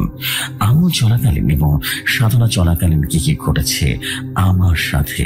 তারপর বাবার দেশের নিয়ম অনুযায়ী শনিবার দিন জায়নামাজ, কাফনের কাপড়, 7 মসজিদের পানি, 7 ঘাটের পানি, আতপ চাল, ধূপ এবং লোবাং, চন্দ্র, আগরবাতি এবং 7 কেজি বাতাসা সংগ্রহ করে নি। তারপর ঈশার নামাজ শেষ করে সকল সরঞ্জাম এটি পুটলি বেঁধে রওনা দিলাম। বাবার দেওয়ার নিয়ম অনুসরণ করে নদীর চরে, যেখানে কোনো লোকজন যায় না এমন একটা নির্দিষ্ট জায়গা খুঁজে নিলাম, যেখানে আমি টানা 40 দিন আমল করতে পারবো। তারপর আমি মসজিদের পানি এবং নদীর পানি একসাথে করে গোসল করে নিলাম এবং উজু করে নিলাম। তারপর কাফনের কাপড় পরে জায়নামাজটা বিছিয়ে নিলাম এবং আসন করে বসে পড়লাম। তারপর বাবার শিখিয়ে দেওয়া নিয়ম অনুযায়ী শরীরটা বন্ধ করে নিই। তারপর আমাকে যে মন্ত্রটি শিখিয়ে দিয়েছিল চোখ বন্ধ করে সেটা পড়তে শুরু করলাম এবং প্রায় 3 ঘন্টার মতো মন্ত্রটি পাঠ করলাম। তারপরে কিছু অস্বাভাবিক ঘটনা ঘটতে লাগলো, যেমন কুকুরের ডাক, শিয়ালের ডাক, সাপের ফিসফিসানির শব্দ শুনতে পেলাম। তখন আমি মনে মনে ভয় পাচ্ছিলাম। তারপর হঠাৎ করে আমার মাথার ভেতর থেকে বাবা বলল, জাহাঙ্গীর, তো ভয় পেয়েছিল না, আমি তোমার সাথে আছি বাবা সবসময়। তুমি মন্ত্রটি পড়া শেষ করে নাও। তারপর আমি মন্ত্র পড়তে থাকি। শেষ হবার পর সকল সরঞ্জাম আবারও পুটলি বেঁধে বাড়ির দিকে রওনা দিলাম। এবার প্রায় 33 দিন চলে গেল। 34 দিনের সময় শুরু হলো ভয়াবহ আলামত, যেমন বিশাল বড় হাতি, অজগর সাপ, বড় বড় কুকুর, শিয়াল এবং মাথা ছাড়া ঘোড়ার সামনে আসতে লাগলো এবং আমাকে বলল, এই ছেলে, তুমি এখান থেকে চলে যাও, না হলে আমরা তোমাকে শেষ করে দিব। এভাবে অনেকক্ষণ আমাকে হুমকি দিতে থাকে, ক্ষতি করার চেষ্টা করে, কিন্তু সে অবগুলো আমার কাছে কেন যেন আসতে পারে না, আমার কোনো ক্ষতিও করতে পারে না। এভাবে আরো চলে যায় 5টা দিন। তারপরে চলে আসলো 39তম রাতের ঘটনা। যে রাতের বর্ণনা আমি কিভাবে বলবো তা আমার জানা নেই। সেদিন রাতে উঁচু করে আসন পেতে বসার পর যখন মঞ্চ পড়া শুরু করলাম, ঠিক তখন শুরু হলো চারদিক থেকে প্রচন্ড বাতাস, মেঘের গর্জন, বিদ্যুতের গর্জন, পশুর গর্জন, মানুষের কান্না। কিন্তু আমি ভয় না পেয়ে আমার মতো আমি মঞ্চ পড়তে থাকি। আমি জানি যে আমার বাবা আমার সাথে রয়েছেন, যে আমার কোনো ক্ষতি করতে পারবে না। এভাবে আরো কিছুক্ষণ মঞ্চ করতে লাগলাম। হঠাৎ করে দেখতে পেলাম কয়েকটা অবব আমার বাবাকে শিকল দিয়ে বেঁধে টেনে হেঁচড়ে আমার সামনে নিয়ে আসলো। তারপর সে অববগুলো আমাকে বলল, ওই ছেলে, এই অবল করা বন্ধ কর, তা না হলে আমরা তোর বাবাকে মেরে ফেলবো। তখন আমি সেই অববগুলোকে বললাম, ঠিক আছে, আমি আমার বন্ধ করে দিচ্ছি, আপনারা আমার বাবাকে ছেড়ে দিন। আমি এখান থেকে বাড়ি ফিরে যাচ্ছি, আমার বাবাকে আপনারা ছেড়ে দিন দয়া করে। তখন আমি আসন থেকে উঠে যাই। যখন বাইরে পা ফেলবো ঠিক তখনই আমার মাথার ভেতর থেকে আমার বাবা বলে উঠলো, জাহাঙ্গীর, তুমি কি করছো? ওটা আমি নই। তুমি আসনের বাইরে বহলেও পা রাখবে না, বাইরে গেলে ওরা তোমাকে মেরে ফেলবে। তুমি যাকে দেখতে পাচ্ছ ওটা হলো একটা শয়তান জিন, আমার রূপ ধরে তোমার সামনে রয়েছে। ওরা তোমাকে ধোঁকা দিচ্ছে বাবা। তুমি যা দেখছো সব কিছু একটা মায়া। তুমি ভয় না পেয়ে আমল চালিয়ে যাও। আমি আবার মন স্থির করে আমল চালিয়ে যেতে লাগলাম। এভাবে আরো কিছুক্ষণ আমল চালিয়ে যাওয়ার পর আবারও দেখতে পেলাম কয়েকটা অবব আবারও আমাকে উল্টো করে ধরে রেখেছে এবং অবক্র বিশাল বড় তালোয়ার দিয়ে আমার সারা শরীরে কোপ দিচ্ছে। আর তার কিছুক্ষণ পর আমার ঘাড় থেকে মাথাটা আলাদা করে দেওয়া হলো। এটা দেখে আমি ভীষণ ভয় পেয়ে যাই এবং আমার চোখ দুটো খুলে ফেলি। চোখ খোলার পর দেখতে পাই সে অপগুলো তখনও দাঁড়িয়ে আছে।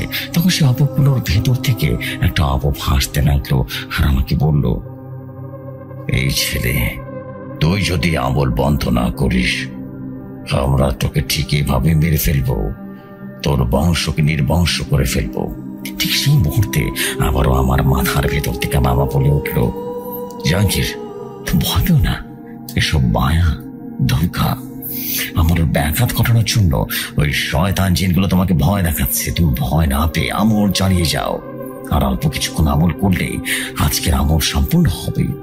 তারপর আমি বন্দি স্থির করে আমল করা শুরু করার পর সেদিনের আমল সম্পূর্ণ হয়ে যায়। তারপর আসলো সেই রাত, যে রাতের জন্য টানা 39টি রাতের ভয়াবহ অভিজ্ঞতা পার করলাম। তারপর সেদিন ঈশার নামাজ শেষ করে বাড়ি ফিরলাম।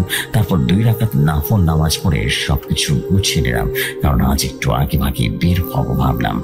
যেই ভাবা সেই কাজ, সকল সরঞ্জাম গুছিয়ে পুঁটিটা বেঁধে আল্লাহর নাম নিয়ে বের হলাম। তারপর হাঁটতে হাঁটতে নদীর চড়ে যাওয়ার উদ্দেশ্যে, যেখানে আমি 39টি দিন আমল করেছি, আজকে এই স্বপ্ন পূরণের রাতটির জন্য হাঁটতে হাঁটতে প্রায় নদীর কাছাকাছি চলে এসেছি। ঠিক তখন হঠাৎ মাথার ভেতর থেকে বাবা বলে উঠল, জাহাঙ্গীর, তুমি তোমার শরীরটা বন্ধ করে নাও। তখন আমি দোয়া পড়ে আমার শরীরটা বন্ধ করে নিই। তারপর হাঁটতে হাঁটতে আমি আমার গন্তব্যের স্থানে চলে যাই। তারপর আমি আমার গন্তব্যের স্থানে পৌঁছে যাই। তারপর নিয়ম অনুযায়ী সকল কিছু গুছিয়ে আসন পেতে বসে পড়ি। কিন্তু আগের অন্যান্য রাতগুলো থেকে আজকের রাতটি কেমন যেন অন্যরকম আবহাওয়া হয়ে যাচ্ছে। চারিদিকে শুনশান নীরবতা, কেমন যেন এক সুঘ্রাণ ছড়িয়ে আছে। মনে হচ্ছে আমার আশেপাশে কেউ একজন উপস্থিতি আছে, যে আমাকে দেখার জন্য আমার ডাকে সাড়া দেওয়ার জন্য অপেক্ষা করছে। তা যাই হোক, পরবর্তীতে আমি মনে স্থির করে সে দোয়া বা মন্ত্র পড়া শুরু করলাম। আজ আমার প্রায় সেই দোয়াটা মন্ত্র শেষ হয়ে গেছে। আমার অল্প কিছুক্ষণ সময় মন্ত্র দেওয়া পরে আজ আমার আমল শেষ হয়ে যাবে। কিন্তু অন্যান্য রাতগুলোর মতো অস্বাভাবিক কোনো ভয়ঙ্কর ঘটনা আজকে রাতে ঘটেনি। মনে মনে ভাবছিলাম, আজকে আমলে কি কোনো ভুল হচ্ছে, যার কারণে কোনো কিছুই হচ্ছে না। ঠিক সেই মুহূর্তে মাথার ভেতর থেকে বাবা বলে উঠল, জাহাঙ্গীর, তুমি মন্ত্র শেষ করো, তাহলে দেখতে পাবে আজকে রাতের সবচাইতে সুন্দর চমৎকার দৃশ্য। তখন আমি আবারও মন্ত্র পাঠ করা শুরু করলাম। এভাবে কিছুক্ষণ মন্ত্র পড়ার পর আমার মন্ত্র পড়া শেষ হয়ে যায়। মন্ত্র পড়ার দোয়া এবং শেষ হওয়ার পরেই সেই মুহূর্ত থেকে শুরু হয়ে গেল অস্বাভাবিক ঘটনা। যেমন চারিদিকে বইতে শুরু করলো গরম বাতাস, নদীর চরের বালুগুলো যেন থরথর করে কাঁপতে শুরু করলো, নদীর পানিগুলো যেন ভয়ে বড় বড় করে ঢেউ তুলতে শুরু করলো, চারিদিকের গাছপালা যেন দৌড়ে মুচড়ে ভেঙে পড়লো, আকাশের মেঘের গর্জন যেন ভেঙে পড়ছে, আকাশে বিদ্যুতের ঝলকানি যেন সবকিছুই ছাড়খাড় করে দিচ্ছে। শয়তান জিন পরিগুলো যেন ভয়ের চোটে মাটি ফেটে পালিয়ে যাচ্ছে। পুরো পৃথিবীটার আকাশ মণ্ডলী সহ যেন ভূমিকম্পের মতো থরথর করে কাঁপছে। মনে হচ্ছিল যেন এই মুহূর্তে কিয়ামত শুরু হয়ে গেছে। কিভাবে বলে বোঝাবো, আমি তার ভাষা খুঁজে পাচ্ছি না। ঠিক তার কিছুক্ষণ পর আবারও সবকিছুই আগের মতো স্বাভাবিক হয়ে গেল এবং চারদিকে আলোয় আলোয় আলোকিত হয়ে গেল। পুরো পৃথিবীটা যেন সুঘ্রাণে ছড়িয়ে পড়ল। সুঘ্রাণ আমার শরীরটা স্থির হয়ে উঠল, আমার চোখ দুটো বন্ধ হয়ে গেল। ঠিক তখনই দেখতে পেলাম আকাশ থেকে বিশাল বড় এক ঘোড়ার গাড়িতে করে দুটো আবম আমার দিকে এগিয়ে আসছে। আহা, কি সুন্দর তাদের চেহারা! আল্লাহ যে কত যত্ন করে তাদেরকে বানিয়েছেন। কিছুক্ষণের মধ্যে সে আবমগুলো আমার সামনে এসে পড়ল, আমাকে সুন্দর কণ্ঠে সালাম দিল। তখন আমি তাদের সালামের জবাব দিলাম। আমিও তাদেরকে উদ্দেশ্য করে জানালাম এবং বললাম, আপনাদের জন্য অল্প কিছু হাদিয়ার আয়োজন করেছি, এগুলো নিলে অনেক খুশি হব। তখন সেই আবম দুটো হাদিয়া গ্রহণ করলো এবং বলল, আমরা দুজনেই তোমার হাদিয়া পেয়ে অনেক খুশি হলাম। এবার বলো, বিনিময় তুমি কি চাও? তুমি যা চাইবে তাই দেব। তখন আমি বললাম, আমি চাই আপনারা দুজন আমার সাথে সারাটা জীবন থাকেন, সকল বিপদ আপদে আমার সাথে থাকবেন। তখন সে দুজন অবাক বলল, ঠিক আছে, আমরা তোমার পাশে থাকবো, সারাটা জীবন তোমাকে তোমার বিপদ আপদে সহযোগিতা করবো ইনশাআল্লাহ। তখন আমি বললাম, আপনাদের কিভাবে স্মরণ করব? তখন আপনাদের পরিচয় জানতে পারি? তখন সে আবুরটার মধ্য থেকে একজন বলে উঠল, আমার নাম ইয়াহিয়া, আর আমার পাশে যাকে দেখতে পাচ্ছ এ হচ্ছে আমার ছোট ভাই আবু রায়হান। আমরা ইফরিত প্রজাতির জিন। আমাদেরকে স্মরণ করার নিয়ম হচ্ছে এই দোয়াটি 3 বার করে 3 বার আমার নাম নিলে সামনে হাজির হব। আর বিশেষ করে আবু রায়হান মানে আমার ছোট ভাই তোমার সাথেই থাকবে 24 ঘন্টা। আর আমি আমার রাজ্যে চলে যাব, কারণ আমি হলাম আমার রাজ্যের সর্দার। বিশেষ কোনো ক্ষেত্রে আমাকে স্মরণ করবে, আমি অবশ্যই তোমার ডাকে সাড়া দেবো ইনশাআল্লাহ। তারপর তারা আমাকে সালাম দেয় এবং আমার কাছ থেকে বিদায় নেয়। তখন আমি সালামের জবাব নিয়ে তাদেরকে আবারও সালাম জানালাম এবং বিদায় জানালাম।